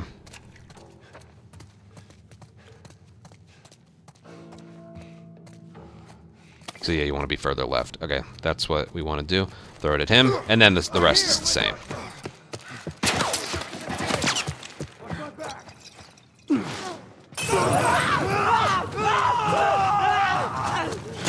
Now, you can imagine trying to get through that last part without a Molotov, right? Like I said, it's not mandatory, but it certainly makes your life a bit easier. Okay, like I said, we'll separate the bottom floor and the top floor. Let's focus strictly on the bottom floor right now. Like I mentioned, if you're doing this from a restart checkpoint, you can just go. Oh, I made a file right here. Oh yeah, I did. Okay, watch this. Yeah, if you do a crouch and then go, that'll make it so you don't get through. But if you do this from the beginning, like permadeath strats, you just end up getting alerted right away. So yeah, that's a way around it. But I'll make the file from... The checkpoint is right there. And what's cool about this checkpoint is you don't have to do the crouch, and you can actually move him earlier than right here. If I were to try moving him right here, it still takes an extra half a second to get him off the wall. So, yeah.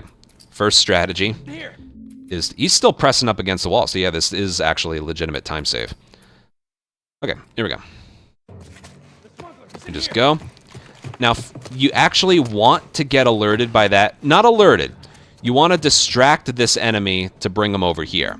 Because if you don't... Let's see if I can get it so I don't do that. I've had it where he doesn't spot me. And I'm just trying to see... Here, I'll do it this way. I'll wait for him to turn.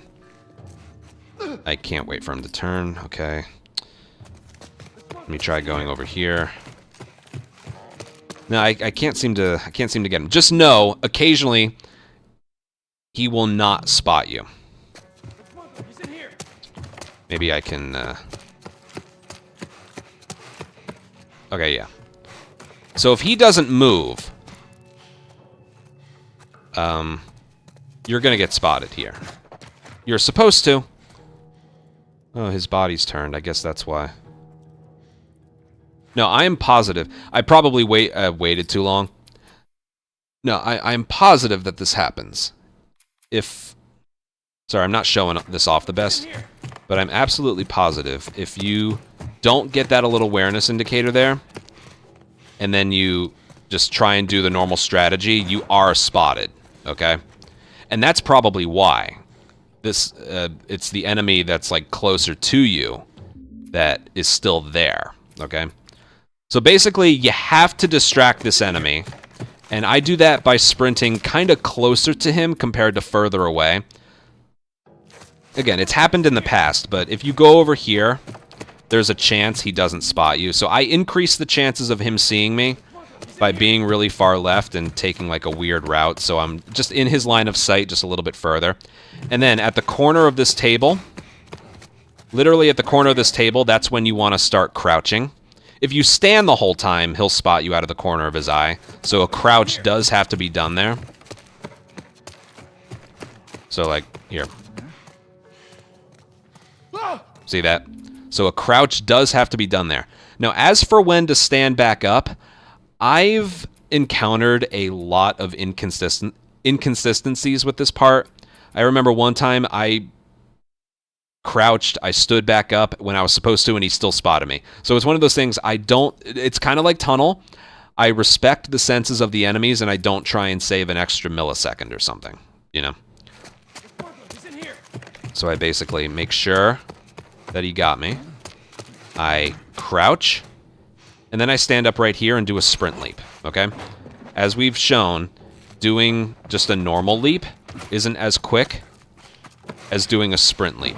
And as long as you do the inputs back to back, they won't hear you, okay? Like, you don't want to do this. You don't want to, like, hold sprint and then leap. It's as simple as doing this. And even though some of the animations and inputs are laggy, you'll be okay. Ow. So yeah, there's all of that. And then, what do I do with these enemies? So, crouch, stand back up, sprint leap. Now right here, I sprint right here because you don't have a clear path. You don't have a clear path there. Alright, these enemies are quite annoying. Here, if you're gonna sprint leap. I got visual of the smuggler. technically works, but you just want to get some of those enemies out of your way. And the way you do that actually is by getting alerted. There's no way you can get there stealthy. There is a way, but it's a lot slower than just going, okay? So there is going to be an alert here. So you can do this a couple different ways. You can pick up that brick right there if you, like, didn't pick one up before. That's the brick we picked up to slow down at the bloater. So I get alerted, I crouch, and then, if there's no one to throw it at, I just go. But, here's the other thing. If you end up killing at least 2, I believe it is, the game will spawn more in your way. Here, watch this. I'm just going to prove a point here. Oh, thank you for that. You are gonna.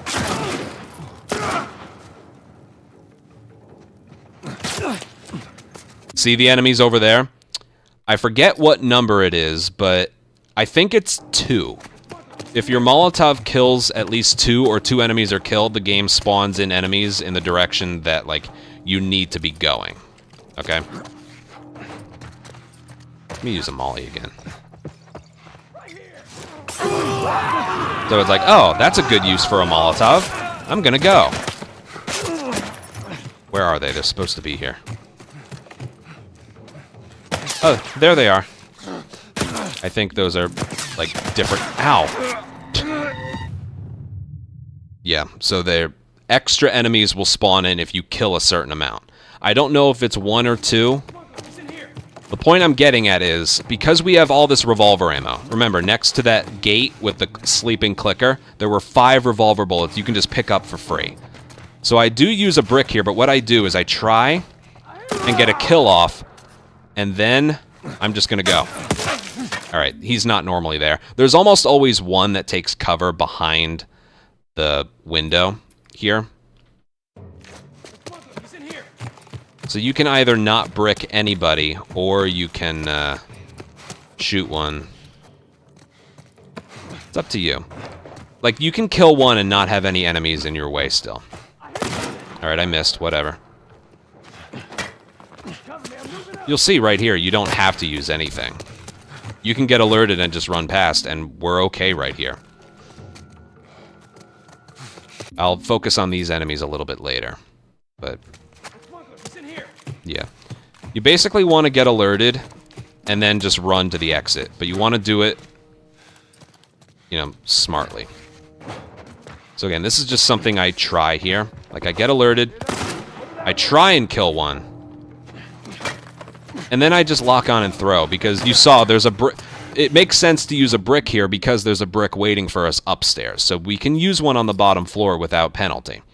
But yeah, it should be pretty obvious to say there isn't anything consistent with that part. There is right here. See that? You got to master that part. But as for right here, there isn't anything that's going to work consistently, okay? So here's this guy taking cover by the window, and then we're good.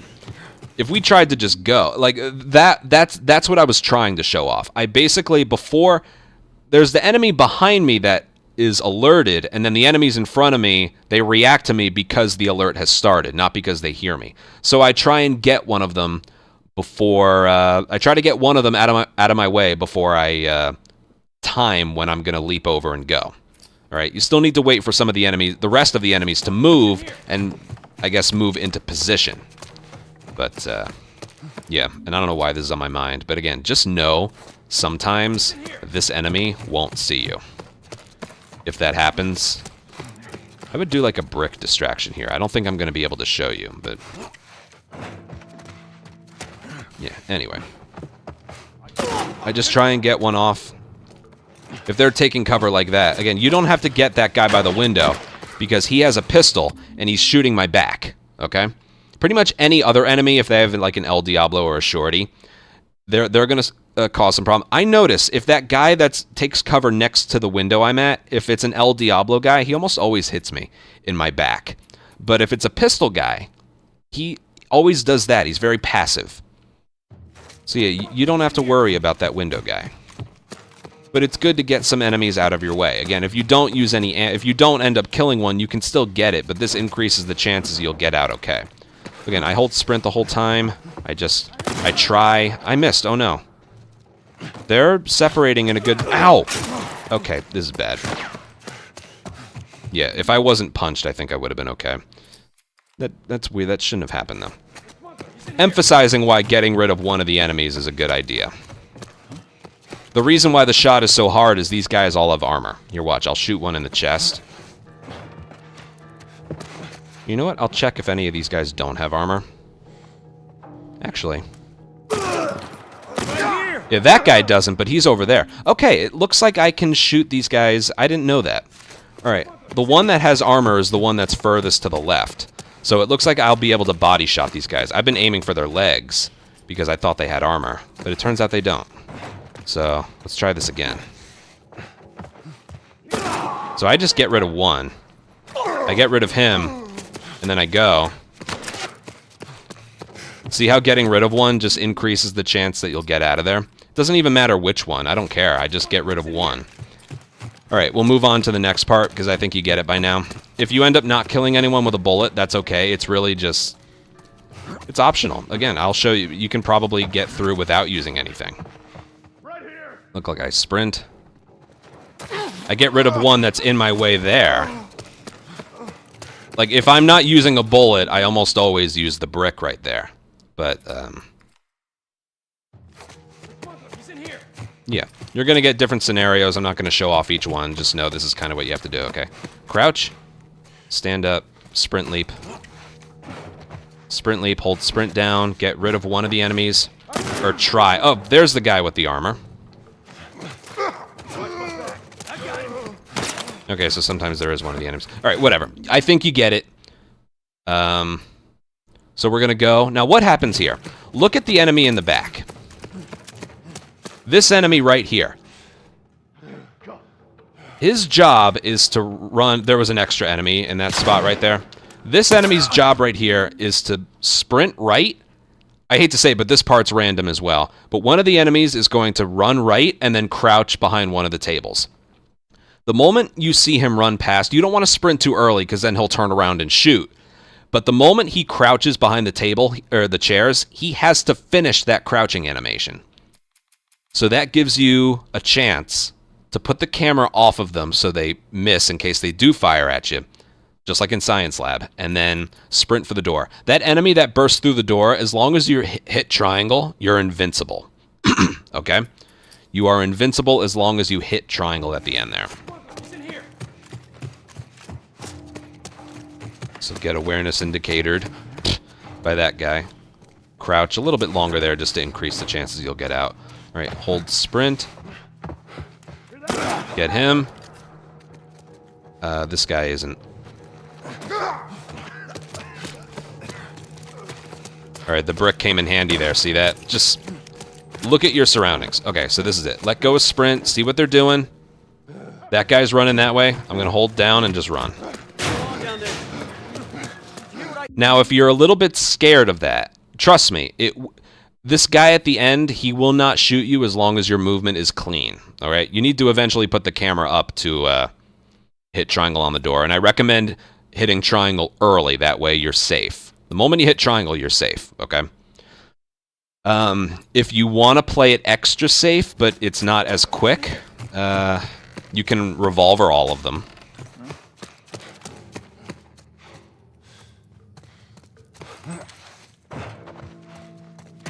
So.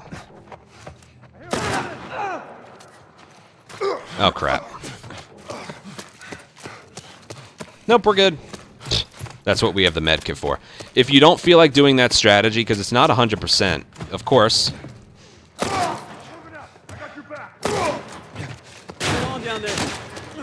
Of course, you can get rid of some of them. There's 3 enemies down here, and they all approach from the left side.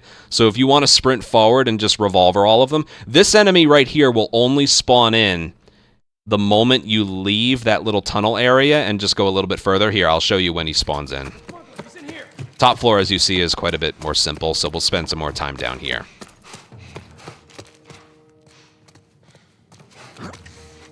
Alright, again, I like to do this revolver just to get one extra enemy out of the way.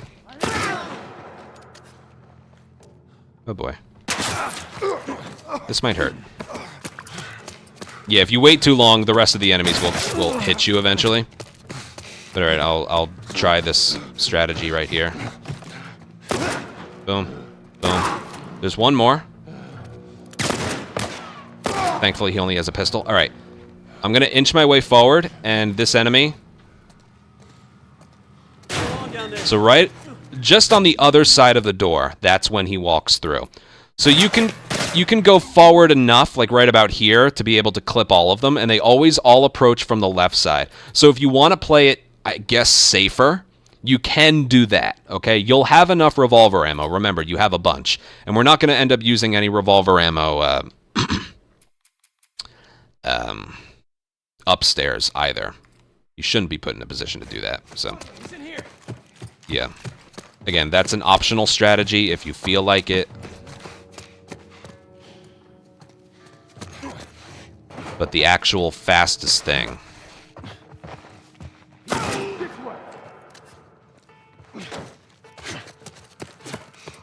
How simple was that? How simple was that one? Okay, so what I do is I wait right here, let go of sprint, I wait for him to go, and then I go. See that? That's what I normally do. And just know that will work most of the time. That sounded confident, didn't it? That will work most of the time. Something bad that can happen, and maybe I'll be able to show it off. Something bad that can happen when you do that, it's not 100%, but almost all the time that all the times that I try that strategy, that right there is usually how it goes. Okay.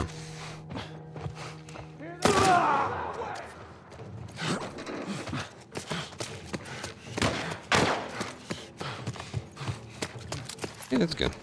So something bad that can happen. You're waiting here, that you see that guy go, and then you go, and one of these guys right here, like, he runs this way and then turns around. Like, he's not supposed to do that, but sometimes that can happen. In which case, I revolver his foot, and then I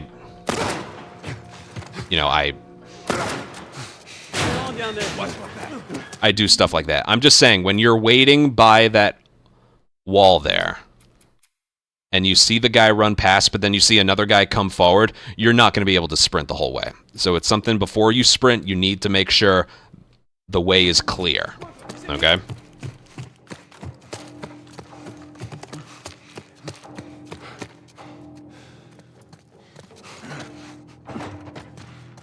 Okay, let's see what we got here. Oh, God. Well, it still ended up working out. I also don't like pressing up against this wall right here because it makes it a little bit more awkward. Right there. Did you see that? And then, ow. Ow, and you're fucked. See that? That was actually perfectly shown off why you don't want to press up against the wall. It's hard to move around it, okay? It's kind of like this wall a little bit if you just like... See that? You don't want to do that. So what I do when I'm pressed up against the wall, I'm not actually pressed. I'm like right here. So then you can just go. So when I get to that ledge right there, or that corner of the wall, I don't actually press against it, just for that one reason. Okay, corner of the table, crouch, sprint leap, keep sprint held down to get alerted, try and clip off one of the enemies. This guy's in my way, so I'll get rid of him. You're going to end up throwing the brick at someone different every time, okay? And then right here, I'm looking down the hall, let go, I'm going to go. I don't really know what else to explain after that. Again, there's the one scenario, I think I can maybe find a video of it, but like right when I was about to go for the hallway there, an extra enemy shows up. If that happens, you don't want to wait for him to leave, but you can't sprint forward either. So I recommend just killing all of them, okay? Let me see if I can find a video. Hold on, because it's important. I don't know if I'm going to be able to find one, but I'm going to try. I'll just look at old records. I'm going to bring up just about every record I have, my own record. old ones.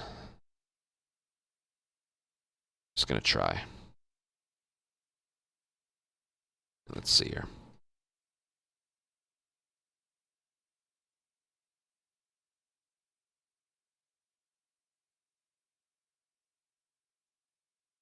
It didn't happen there.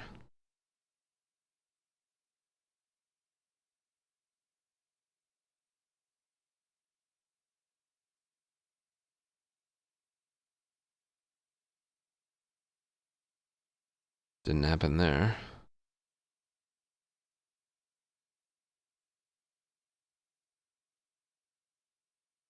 Didn't happen there.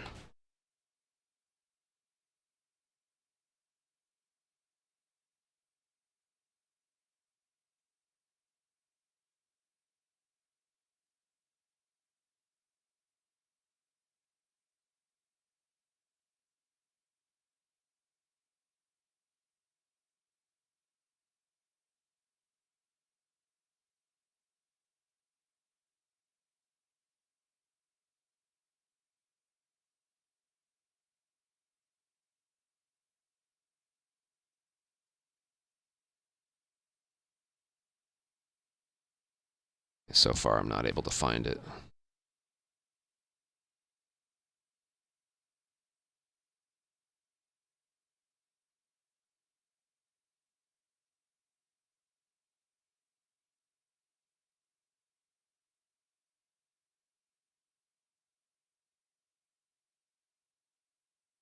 Got a couple more to look at here.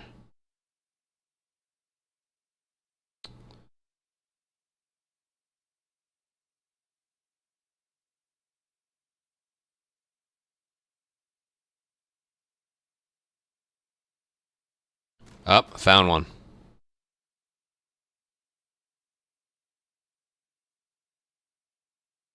Found one. Good. See if I can find another one.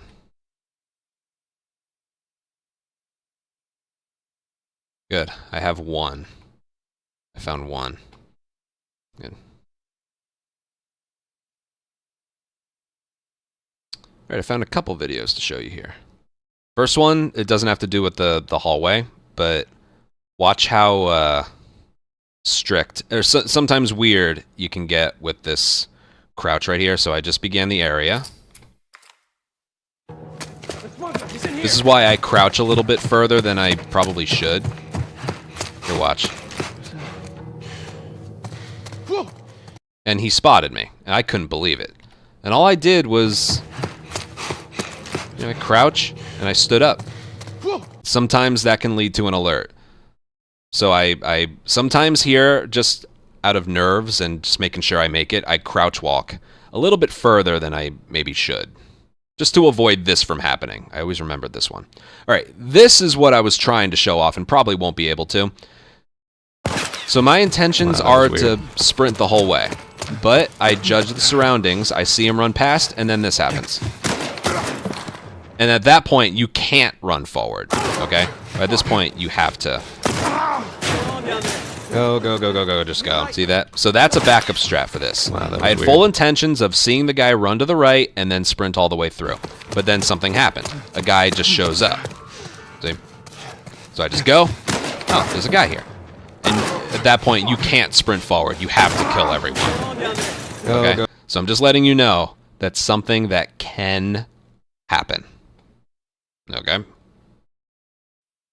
It's something that is capable of happening. Maybe it won't happen here, but yeah. All right, putting the entire bottom floor together. Crouch. Stand. Sprint leap. Sprint leap, hold sprint. Get one enemy out of your way. Or try to. All right, they're organizing in a way I don't have to do anything more. And you go. Reload. Check the left side, but let go of sprint and stay behind a wall. That looks good. I don't see anyone. We're gonna go. And sprint when what was I saying? Yeah, that was good. Don't sprint right away if you see an extra enemy, and then you gotta kill them all. But yeah, That's the bottom floor. There's a lot of moving parts to it, but it can be done consistently. You saw how well that sprinting forward works. It works very well. Because that guy takes forever to, like, you know, he crouches behind the tables, and then he takes forever to stand up and shoot. By that point, you're already past him, so that's what makes it work. Okay, like I mentioned, as soon as you hit triangle, this refills his sprint, and it also just places us a bit further, just like before. I'll make a, just in case, I'll make a different file. Okay. Now, right here. This part's optional. You don't want... I don't recommend holding sprint down the whole way, just because you eventually lose it, like right here. It doesn't really matter. You know, you can either just sprint, open the door, or you can let go of sprint right before. I usually, just out of habit, let go of sprint right there, just so I know his sprint lasts the whole way. Let me focus on what to do here, regardless of what you do here. You have enough sprint to make it past the hallway. You want to get the awareness indicator. No, you don't want to get the awareness indicator flash. If you're too far to the left... Nope, didn't happen. Sorry, hold on. If you angle your running too far to the left, you will get the awareness indicator flash, and you don't want that. Here, let me see if I can get it again. Like, yeah, that. You don't want that. Main reason being, you just got a lot more eyes on you.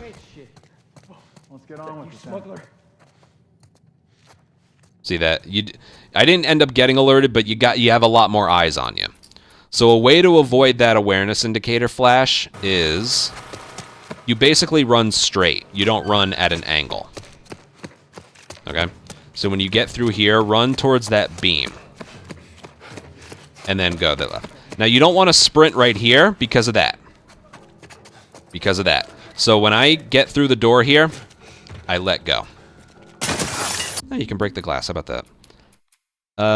If you die here, or restart encounter, I believe.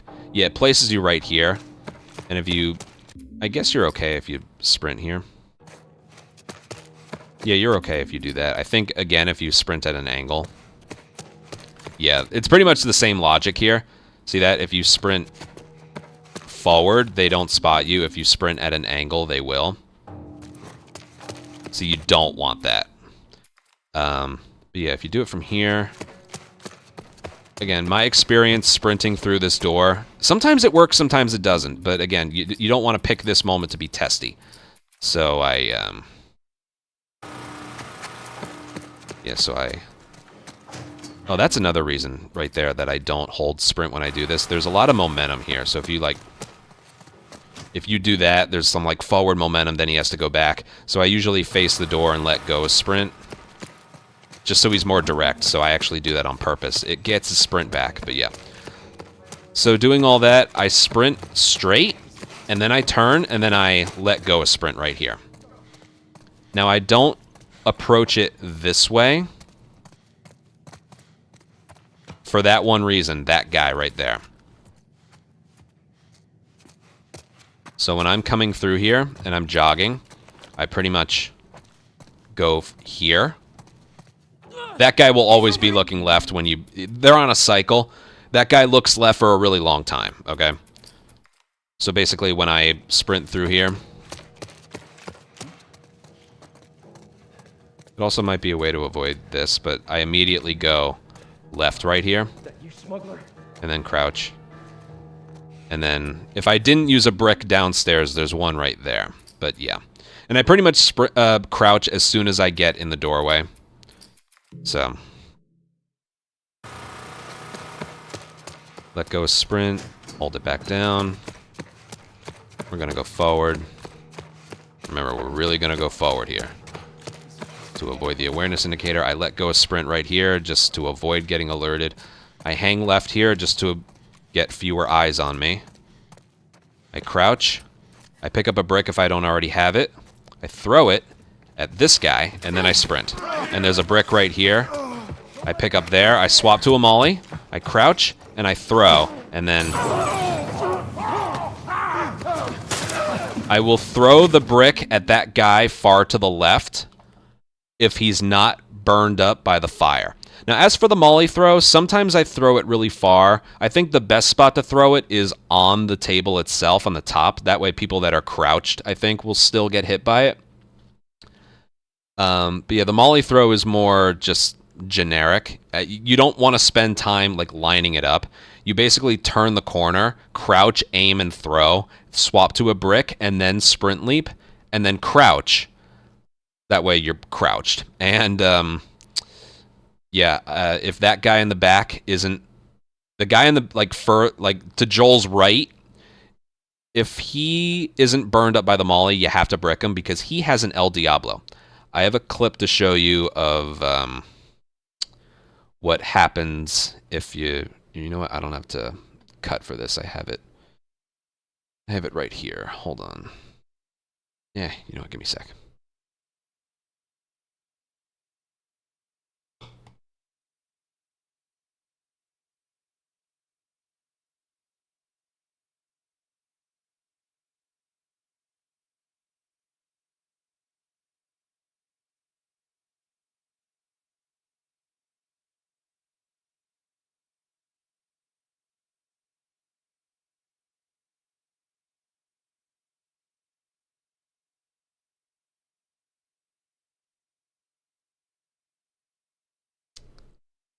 Okay.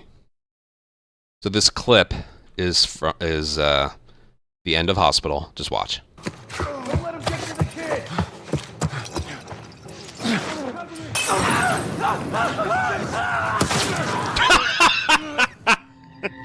So it wasn't. Here, watch. It wasn't one bullet to the right that got me. It wasn't this guy right here. He shot me with an El Diablo. So wait for it, right there. That didn't kill me. There was another guy with a shotgun way over here, really far away from me. You don't have to worry about him too much. You have to worry about him if you like stay crouched behind here for too long, but yeah, he got shot in like back-to-back animations, and that ended up getting him. The point I'm getting at with this, when you get right here, you want to crouch behind here and make sure this guy is incapacitated, because I would have lived if I had done that. Okay, so yeah, it is very tempting to go want to go as fast as you can there. I wouldn't recommend it. I wouldn't recommend it. Oh, don't awareness indicator. Watch me. All right, you know what else you can do here? You can do like downstairs. You can sprint and then crouch. We should get the same RNG alignment here. Remember, hang left. Crouch. Get the brick if you need it. Use the brick on this one and then immediately go. Boom. Molotov. Crouch. Throw. Brick. Go. And then we're good. Okay, I technically threw that brick through the table, and then it hit him, but it still hit him. If I had done the leap, he probably would have died, because that enemy right there has an El Diablo. Okay, so it's weird. Something else to mention. Yeah, that's much better. Remember, let go of sprint. If you've taken a shit ton of damage on the bottom floor and you have this much health, this is the timing you want to do it here. Basically, start healing right here. You would be healing. You pull the strap, and then you get the molly, the brick right there, and then go.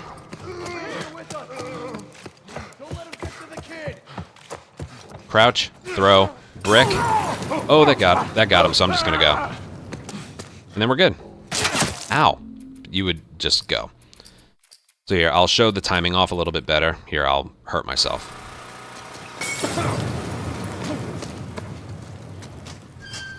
I like that animation, just like, shit. Okay, so sprint forward. So let's pretend we took a lot of damage on the bottom floor. When would we time the medkit usage? Right about now. So then we get the brick right away. And then go.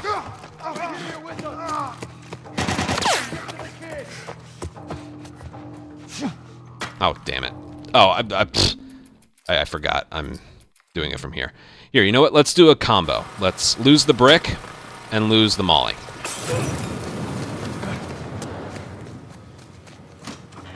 Okay, so here we go.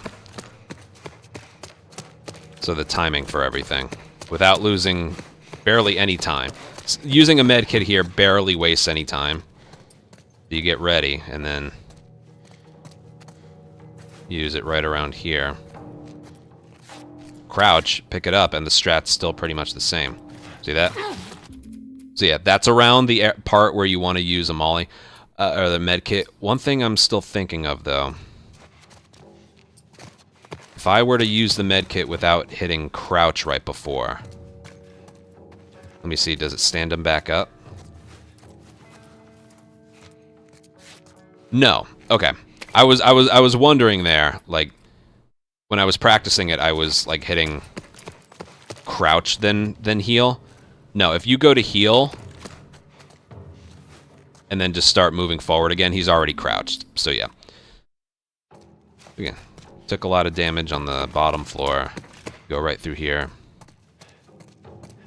Start up your heal. I would say right about there for like maximum speed. You can pick it up a little bit behind. You can turn the camera and pick it up right there. You get it, and then you go. You want to put the entire hospital together now? Because that's pretty much all there is to mention. Here, just for shits and giggles, let me try and do this with just a brick. Watch my back. Oh, God. See, that's what I mean by it's technically possible to do this with just a brick. But you see how much more helpful the Molotov is. So if something happens where you just don't have the crafting ingredients for a Molotov by the time you get to Bus Depot, it's not the end of the world. You can still do this. The only thing you have to do is not leap over the window right away. So I'm just waiting. I'm just waiting. See that? And then you go. It's still probably not going to be pretty, but you end up going. It's almost the same speed. That's what I mean. It's purely optional. Okay. I'm going to try like the entirety of hospital and just see how it goes. Sprint right away from the restart checkpoint. Get him to spot you. Crouch at the corner of that table. Sprint a little bit longer. Stand. Sprint leap. Sprint leap again, but hold sprint down. Try and get rid of one of the enemies. They're moving to a certain spot. If they do that, you can go. I wouldn't worry about ammo at this stage of the game. Alright, I'm going to let go of sprint and stand in front of the door. I'm going to look left. What are they doing? Running past. I don't see anyone else. I'm just going to go. Hit triangle early. And that works a lot more frequently than you might think. Alright, we're going to head upstairs. If you did take damage and use a brick... Hold on. Triangle. Restart checkpoint. The very moment you hit triangle, you can restart checkpoint. Saves a lot of time. I like to let go of sprint to get some sprint back. And he opens the door a little bit cleaner, I think. Sprint forward so you don't get the awareness indicator flash. Let go of sprint right here to 100% completely avoid getting spotted. If you had to use a med kit, you use it right now. Hang to the left so that guy doesn't spot you. Get a brick if you don't have one right here. Throw. Go. Get the brick. Swap to the molly. Throw. Brick. I don't know if this guy got hurt. I don't know. I'm just going to go. I'm just going to go. Okay? If you wait behind that table for too long, you're eventually going to get shot. I wasn't sure where that other guy behind the desk was, or the table. When enough time passed that I noticed he just wasn't there, I just went. Now that was full health shotgun blast to the back, okay? And I don't think the shotgun guy was that close to me, so you can't... You saw what happens if you just go right away. You end up getting screwed, but if you crouch behind there and you're looking for an enemy for too long, you're going to get shot in your back a lot. So we can actually...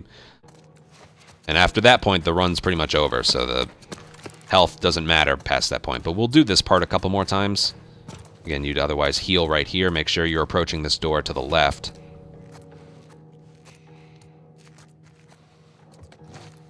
And again, you can do this with just a brick if you wait to leap through the window here. That got nobody. Okay, go. I'm just gonna go. Oh! Okay, that was, first of all, that was a terrible throw. I underthrew it, so it ended up hitting nobody. It either has to hit the top of the table or completely on the other side to get that one guy. So that was just a horrible Molotov throw. Okay? Make sure, one thing you can't do is underthrow a Molotov if you are going to use a molly here.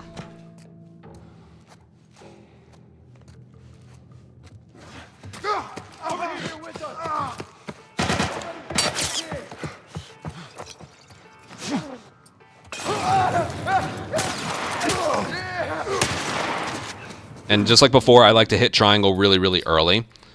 But yeah, dare I say it, it might actually be more consistent to just use just a brick. Based on what I've seen here.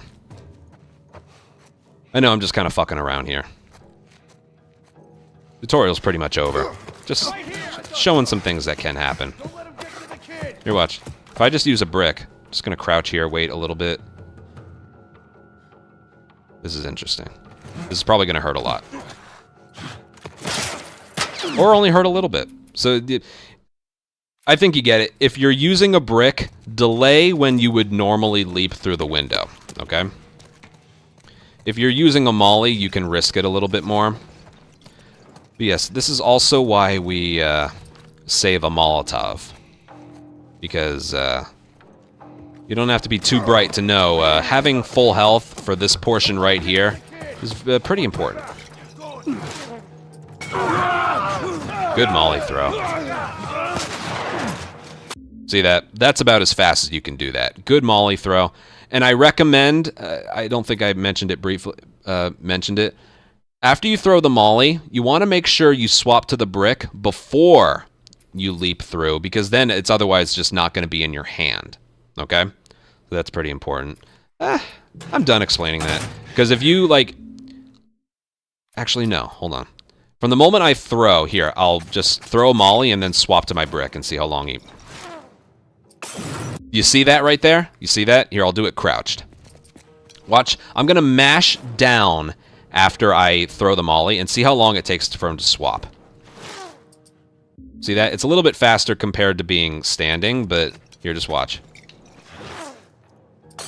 See how long it takes? That's the reason right there. You want to make sure you swap to your brick before you leap over that last window. It's done a little bit faster when you're crouching though. So the moment you like see the heads-up display on the bottom right, that's when you can go. You do not want to leap over that table, window, I mean, without anything in your hand. Yeah, this guy's right there is the culprit that usually spots you. As soon as you brick that one, just go. Ow. I got your back. Oh, good throw. I'm going. And then triangle very early. And boom. Alright. I'm done. We're gonna keep going. Nothing weird here. Just hold sprint and forward. Alright, there is actually a strategy here for the last part.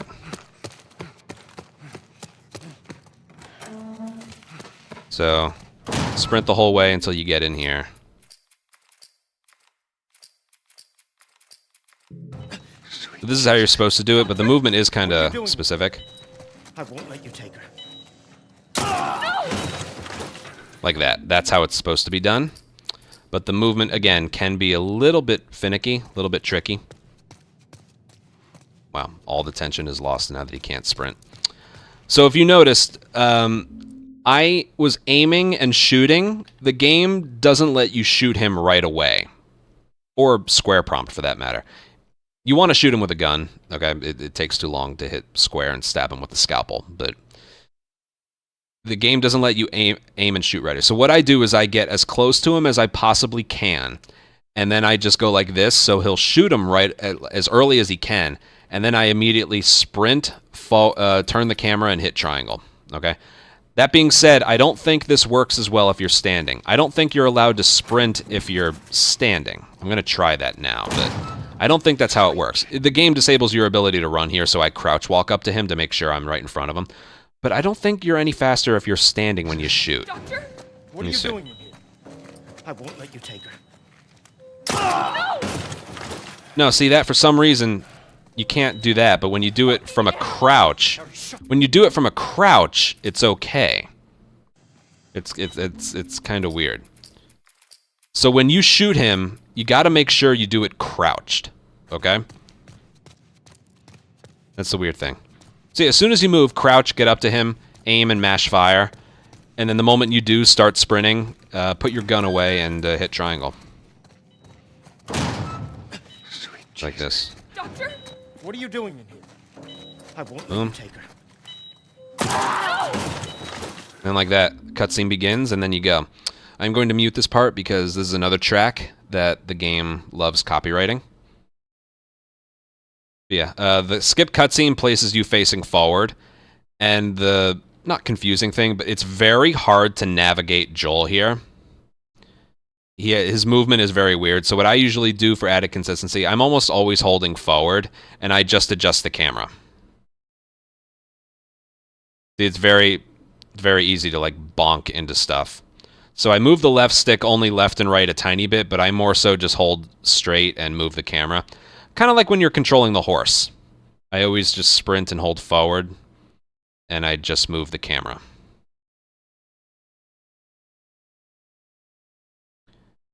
Because Joel's very awkward to control here.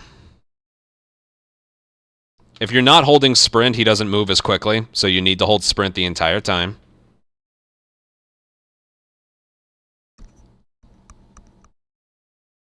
He will literally go to a slow walk if you're not holding sprint, so you gotta hold it the entire time. Okay, I think that's long enough for the music. And then we're pretty much done here. We're just focusing on some small stuff here. So yeah, if there's one thing you've noticed with Hospital, cutscene begins here. And then another one right after that. For Hospital, make sure you have full health on the second floor, which is the whole reason we save a medkit for that. So the 2 medkits we have in this run, we pretty much use for Sniper, because I like having full health for Sniper, for the enemies on the bottom level. And for the second floor of Hospital. Okay. Okay, right here. Just stand in front of the... just stand right here. Even if you're right here, you're not gonna... It's actually kind of pretty, ain't it? Oh, you can knock Joel out of the way. I didn't know that. Okay, don't get in Joel's way. He takes the right side, you take the left. I didn't know that. Oh, man. Yeah, just go right there. Here. Got it. Okay, anyway, this is the movement you want to do here for... It actually doesn't matter how fast you go, because you can't overtake Joel, and he has to climb up the last climbable thing here before you do. So you actually can't go super fast here. You do need to hold sprint, though, because otherwise it's a walk. So you need to hold sprint. So we're going to leap over the log here. We're going to go around to the left and then climb up from here. This is about as fast as you can move here. Just do that. Get close to Joel. He has to climb up first. Now there's going to be a checkpoint. As soon as Ellie starts climbing, start checking the autosave file. 2758. Just keep checking. There we go. Checkpoint right there. Restart checkpoint. Okay, now, there's actually a time save here. This was discovered recently. You can actually speed up Joel here. Okay, so watch this. If you just follow him, Down there. he doesn't necessarily move very quickly. See, look at him. He's jogging, he's jogging. He takes a wide turn. He jogs across the water a little bit, and then he goes for the log. Watch this. If you go over here, and you go in the water... Joel will, like... Did you see him go across the water a little bit? At the most, I'd say this saves about 1.3 seconds, I think. But yeah, what you want to do, you can't just fall off right here. Right about where those white flowers are, that's where you can go over here, fall off, get in the water, and then you see A little bit further now. he kind of just moves a little bit quickly there. Put down I there. haven't seen how to get him to move at his fastest, but I pretty much just climb over the log, I look at him, and then I go. That's bit further fast. now. That's fast enough. There's something slightly faster than that, but basically your movement is just going to be Put down there. going down here, moving over here, leap over the log, get in the water, and then he'll be A little bit zooming. further now. He can go faster than that. Hold on, one more time. Yeah, there's no reason going as far left as you can. Just go over here. Just a little bit further That was a now. good one. Whatever. He's noticeably faster if you do exactly what I did right there. Okay. We're going to climb up here. We want to stand right about here and then mash triangle. Right about here. I got you. Give me your hand. Smash triangle. Right. That right there is where the timer stops. You'd skip cutscene. And then this goes. This doesn't count towards the time. But you can quit to main menu right from there. And then, because you were using speedrun mode, it would take you right here. It takes you right here. Under extras, there's speedrun recap. And this is where it would take you to let you know if you PB'd or not. And then when you hit back, it would ask you, do you want to save your times here? You want to hit yes, and then it saves all your information. So my PB for this category is a 2:39:01. And it was very good.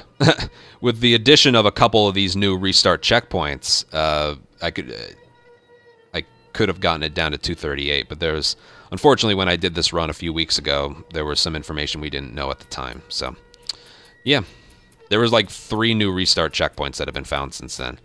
It's kind of hard to read these numbers, but yeah, you can use this to go over if you'd like, but yeah. And this is where, after the run is over, I mentioned at the beginning, but when the run is over, this is where you want to go, like, okay, gameplay modifiers are turned off. Where is it? Lock on aiming is, sorry. Yeah, you show gameplay modifiers are turned off. I don't think you have to show them for grounded, but heads-up display, awareness indicators normally in a run are turned off. If you did a run like this, it wouldn't be accepted because awareness indicators on grounded have to be turned off. Accessibilities, there we go. Lock on aim has to be off. High contrast display has to be off. Enhanced listen mode off, infinite breath off, skip puzzle off, and combat accessibilities off. If you forget to show this stuff, the run won't count, okay? So you got to show that off. So yes, that is The Last of Us Remake on PS5. That's every bit of information that I know about the areas. Hospital could have been explained a little better, but basically, from the moment you get to the spot where you have to go loud and those enemies like disperse and you run towards that little tunnel, it's not going to play out the same way. That's really how you would describe most of this run. You can do an area just like I did, and it's not going to really play out or work the same way that it did for me. There's a lot of variance for how an area is going to turn out based on what you did, okay? Which is why practice is so important. You want to see what the game can throw at you and how you handle it, what you need to do in case this happens or this happens. The bottom floor of Hospital is just like a perfect example of that. I'm gonna shoot a guy in the leg. Are they gonna aim at me? Are they gonna come towards me? If you see them where they take cover, one guy takes cover behind the pillar, one guy takes cover behind, like, next to the window you're at. There was one instance he punched me because I took too long, and then you get to that little tunnel area. Can you sprint through, or will an enemy show up? And then you got to kill all of them. And then there's so much. There's so many different ways the same area can play out. So, like I mentioned, for most of this tutorial, I can explain it to you, I can show you, but you have to do it yourself and practice these areas individually to really get a sense of how the area works, okay? And you'll develop muscle memory to know exactly how much ammo you need for this certain area and stuff like that. And I always say your biggest teacher will be failing. Okay? If you fail an area because you didn't have enough supplies, well, then you're going to have to rework the first part of the run in order so you do have enough supplies for this area. Okay? There were a lot of attempts where I was losing a lot of runs to the tripwire part of Financial District. I was losing a lot of runs there because trippy. I was losing a lot of runs there because I ran out of arrows. There were so many attempts where I was not getting an arrow back. So many attempts. Eventually, it was killing almost every run that I did. So you know what? I'm not relying on luck anymore. Let's change something about the area. So I came up with the strategy of using one pistol and one arrow instead of 2 arrows. And that's been a lifesaver for the run overall.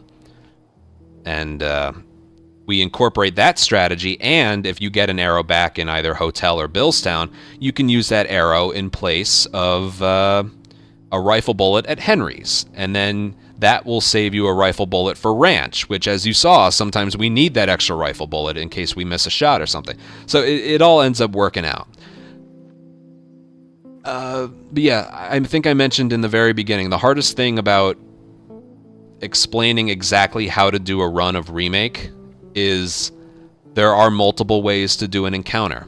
In the original, it was pretty much a one-size-fits-all kind of thing. You have to do it this way, or else it's just not going to work. Remake, there's a lot of different ways to do an encounter, and a lot of different ways it can play out, so that's why this tutorial took so long to make. I tried to include every scenario in every area possible. But yeah, that's it for this video, highway, tunnel, and hospital.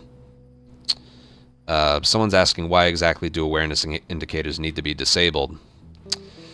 Because, here, watch. Technically, right now, awareness indicators are on.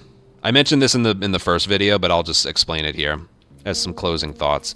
If you were to do another run on grounded, you have options enabled that we recommend disabling for grounded. Would you like to reset these options to their default values?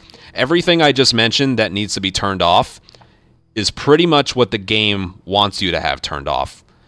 This is basically the game saying, to experience grounded in all of its glory, we recommend turning these things off. Would you like to turn these things off? Yes or no?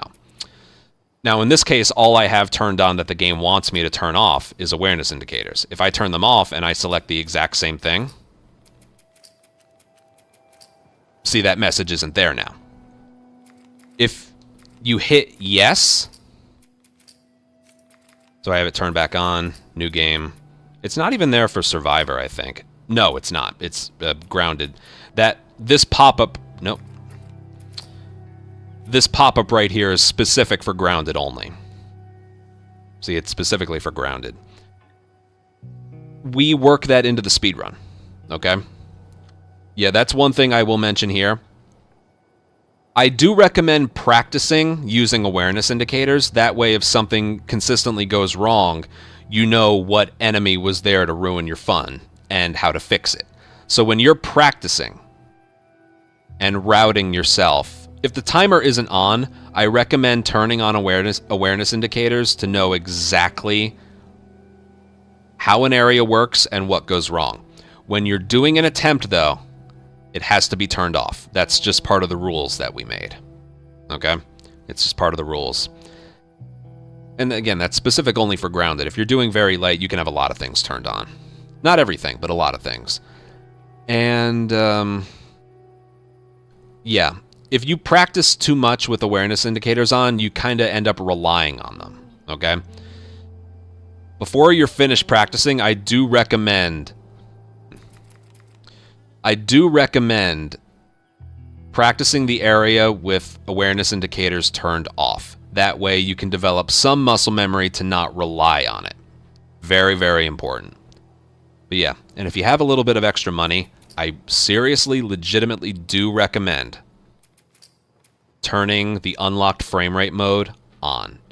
And to do that, you need to capture it, you need like a certain capture card. I personally have the Elgato HD60X. That's like their first capture card that allows capture and pass through of anything higher than 60 frames per second. Okay? I think it allows variable refresh rate pass through. And you also need a monitor to be able to support that, okay? But I cannot tell you what a difference it makes. I think it lowers the resolution a tiny bit, but you can't tell. And oh man, just performance, like this is 60 FPS, this is like anywhere from 75 to 90, and it makes such a difference. Not visually, to the point you can't really tell a difference. You feel it. You feel it in the controls. It's so much more responsive. It feels like there was a teeny tiny bit of input lag or input delay. It vanishes when this is turned on. It's so buttery smooth. Highly recommend it. You don't need an HDMI 2.1 thing to get this to work. You just, like my monitor, it's an Acer Predator 4K 144 hertz. That's if you overclock it. Normally it's like 120 hertz.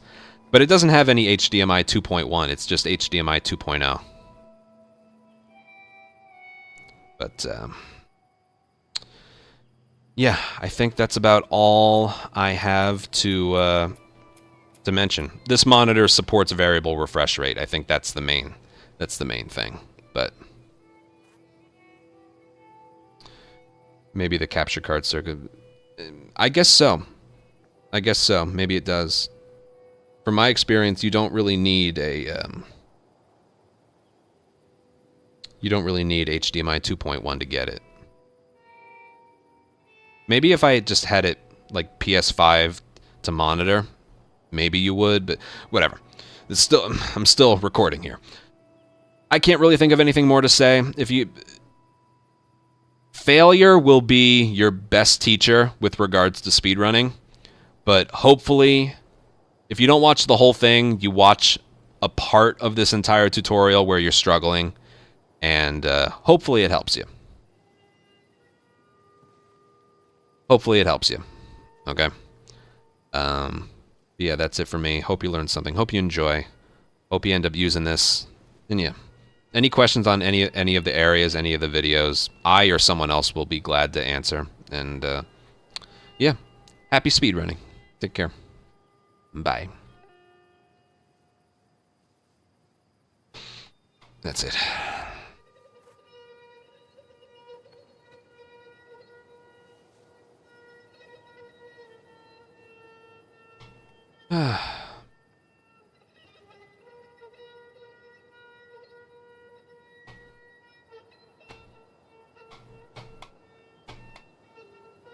Oh, I see it, yeah. Literally 4 minutes ago, there was a trailer for the next season of Last of Us. Coming in 2025. I need to know when it's coming out exactly. Let's see. Hold on. You guys get a sneak peek here. I know it's on Twitter, but just go with me here. Let's see. Do I have the turned off? Yeah, I turned it off. Okay, let's see. Did you hurt her? Then what? What did you do?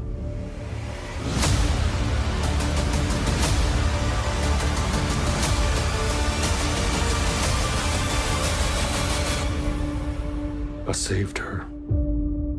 Who's that? Then what? It's only 20 seconds long. What? Who's that supposed to be? I'm not as good with Last of Us 2 lore as I am with original Last of Us lore. Who's that again? Because that's not Maria. Must be someone else.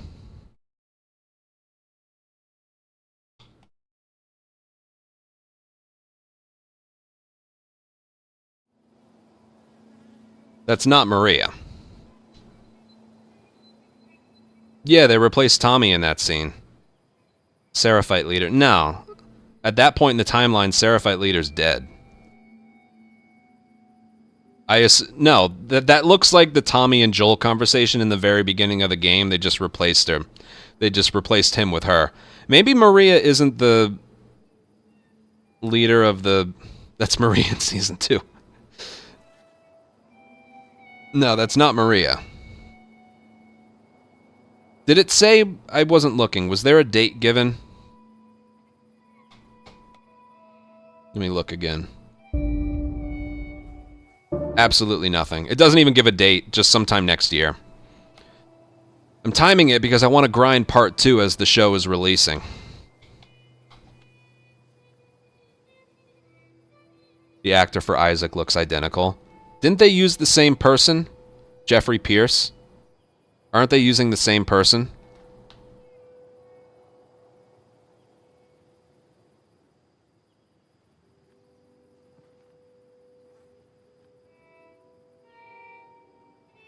Yeah, so there you go. Well, that'll be cool. It's a shame that was only 20 seconds, but...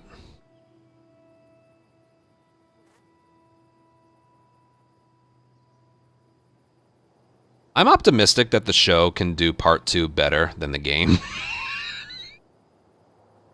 I know. Oh, it's a masterpiece. It's the best game I ever played. If you ask me, I'm a little more harsh on it. You know. Not just gameplay-wise either. I just didn't quite do it for me. That's why I don't talk about it too much. I don't hate it. I just wasn't...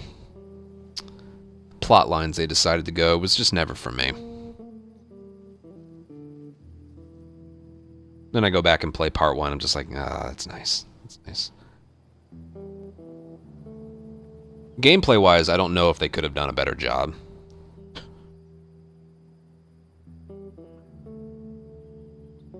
Anything specific? Not really. I don't know if I was ever prepared for a Last of Us game not being about Joel and Ellie, which is kind of what it was. I always feel like, you know, Joel and Ellie individually are nice characters, but when they're, like, together, that's when it just shines, you know? Because I always felt like this wasn't a franchise yet. It was just one game. Second game just kind of changes the dynamic. And then it's like, where do they go from here now? You know? I just don't know if I was... Only a second game in, you do away with who, like, the real main characters were. I just never... How many times in the last 4.5 years does this have to be said, you know? Part 2 is literally 4 years and 2 months old. How many more times does it have to be said, you know?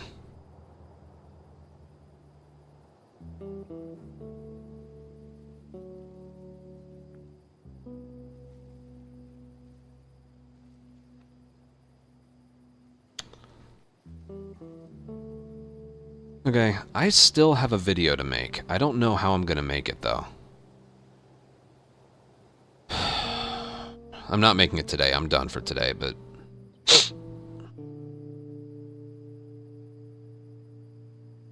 I wish I knew when in 2025 it was coming out. Because for the entirety of the season's release, I want to... You know, I want to be running part 2. It could be Ellie %, could be Abby %, could be full game, could be permadeath. I just want to do everything part 2 at the time it's releasing. And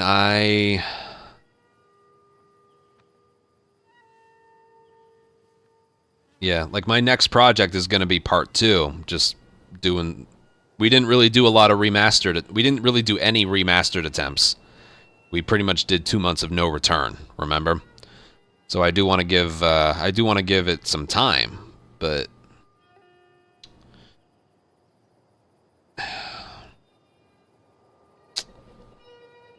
yeah.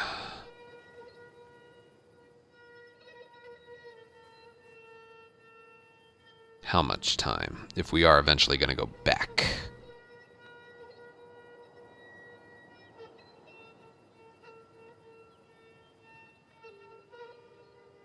That was kind of the last bit of part 2 single player that we did. That stupid leap over the stairs and then she died. Yeah, that was kind of what we left it at. Yeah. That was something, wasn't it?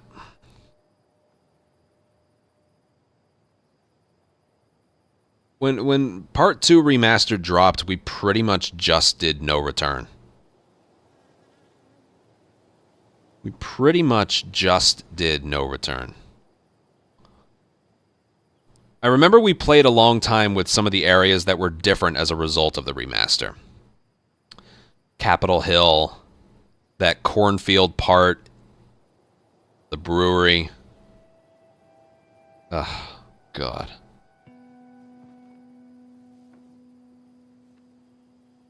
Yeah, attempts took a back seat, and it ended up just being like, these areas are different. What do we do now?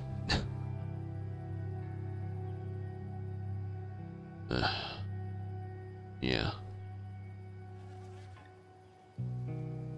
Oh, I'm sure it will.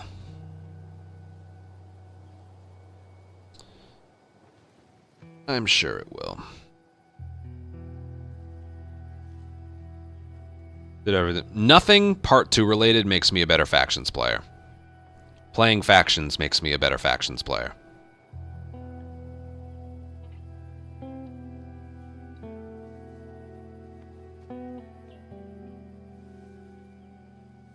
Playing Remake in Part 2 will make you a worse Factions player.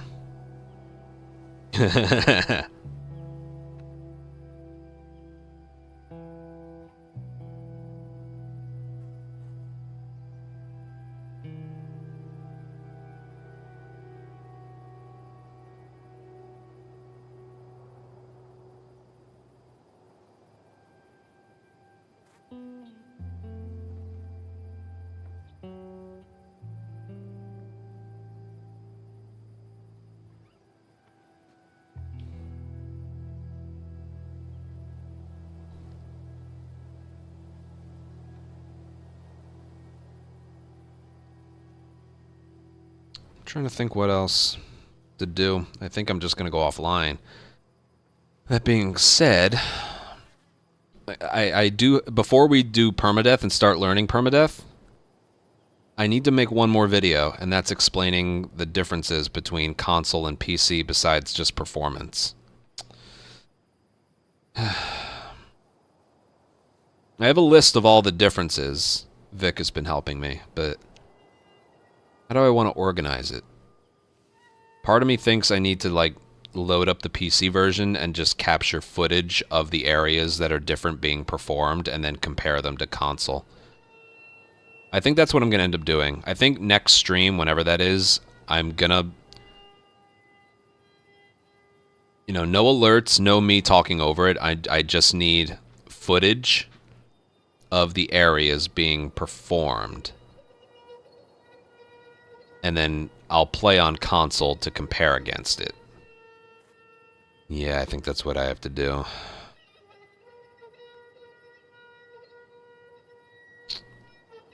Yeah. That'll probably be on Tuesday. Tomorrow is Laugh of Us Day. That'll be a nice break. But I think on Tuesday, that's when I need to make, like, actually make the video. Yeah.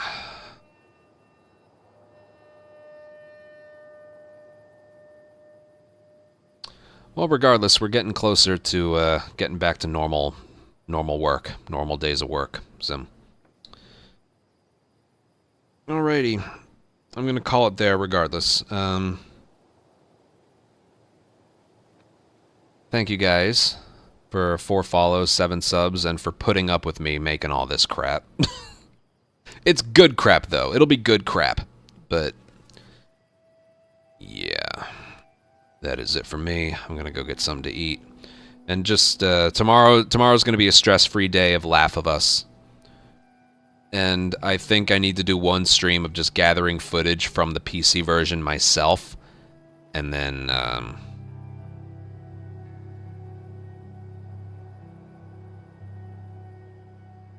yeah. That'll give me the rest of tonight and tomorrow to, see exactly how I want to organize it and stuff. Yeah, the hand cam's cool, it's just... yeah. I'm gonna prefer not having a laundry pole next to me. I can technically take this down now because I'm not gonna be using the hand cam for, you know, slight gameplay differences. So I can technically take this down. Nice.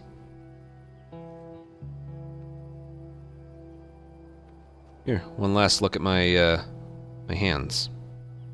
I got big hands. Look. I got big hands. This is how I play. Boop, boop.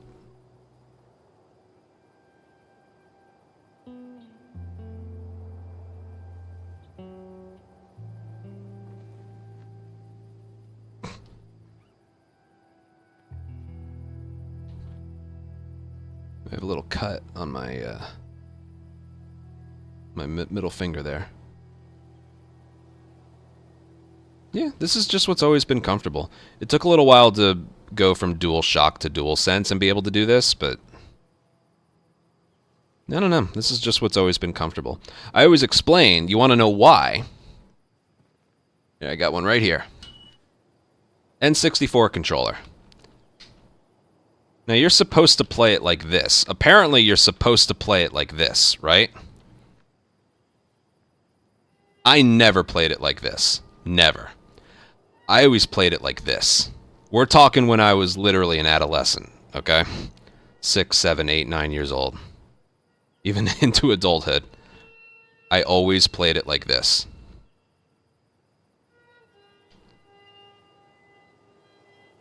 I don't know if I'd use the index finger for this.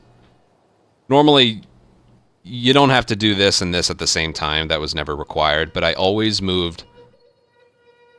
It's not that I always did it like this, but I'd use my index finger for down and then my thumb for up. And then I think I'd use both for left and right. But I never use this for just the thumb.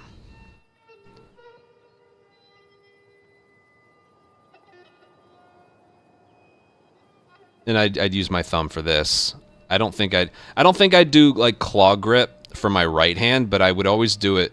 Yeah, I'd do this, and then I'd use my thumb for everything else. But yeah, I'd always used to grip it like this. I think I used my ring finger for L. We're talking like when I was really young, okay?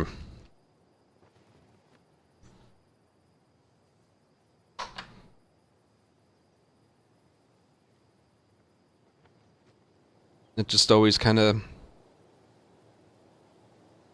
translated over.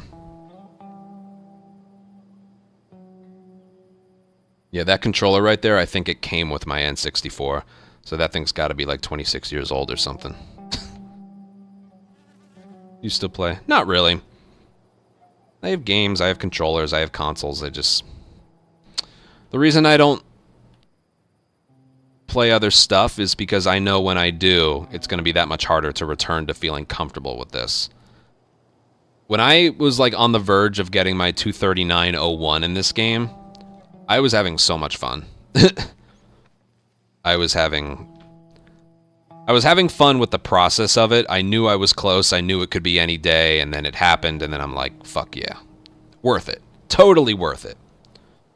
It's all about getting all these good performances on video, in a recording, and then it's there forever, you know? Lately, I've been going back and watching my parts of my 247.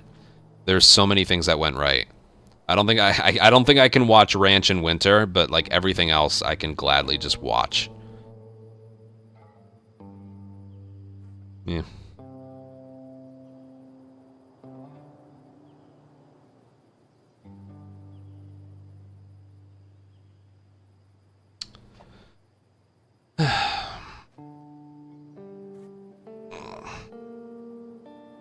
I'm always just like stretching out my hands, fingers.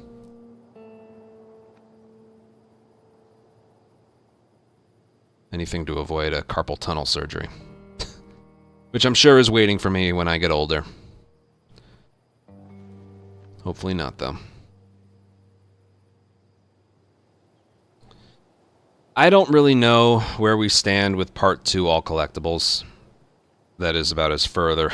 That is about as far away from my area of expertise than it can possibly be.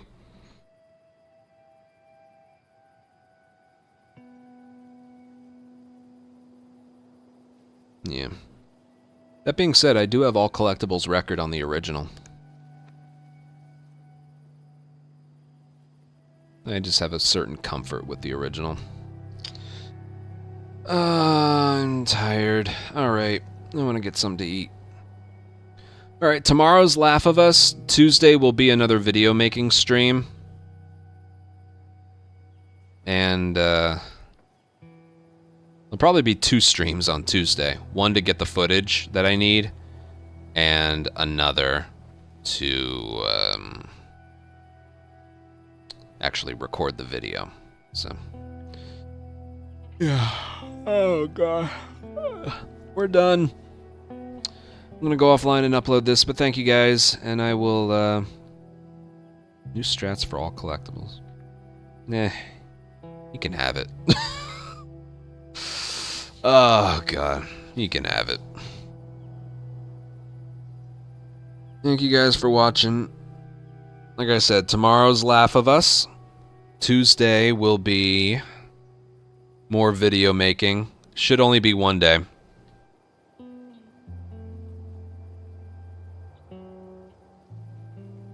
And yeah. Then when that is finished, we shall begin learning, not doing, but learning permadeath. It shouldn't take too long. There's only so much that's different.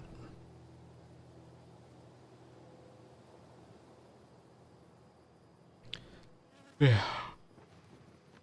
Oh, okay. Take care, everyone. I'll see you next time. Or I'll see you tomorrow. I'll see you tomorrow with Laugh of Us. Are you going to get me? Are you not going to get me? Who knows?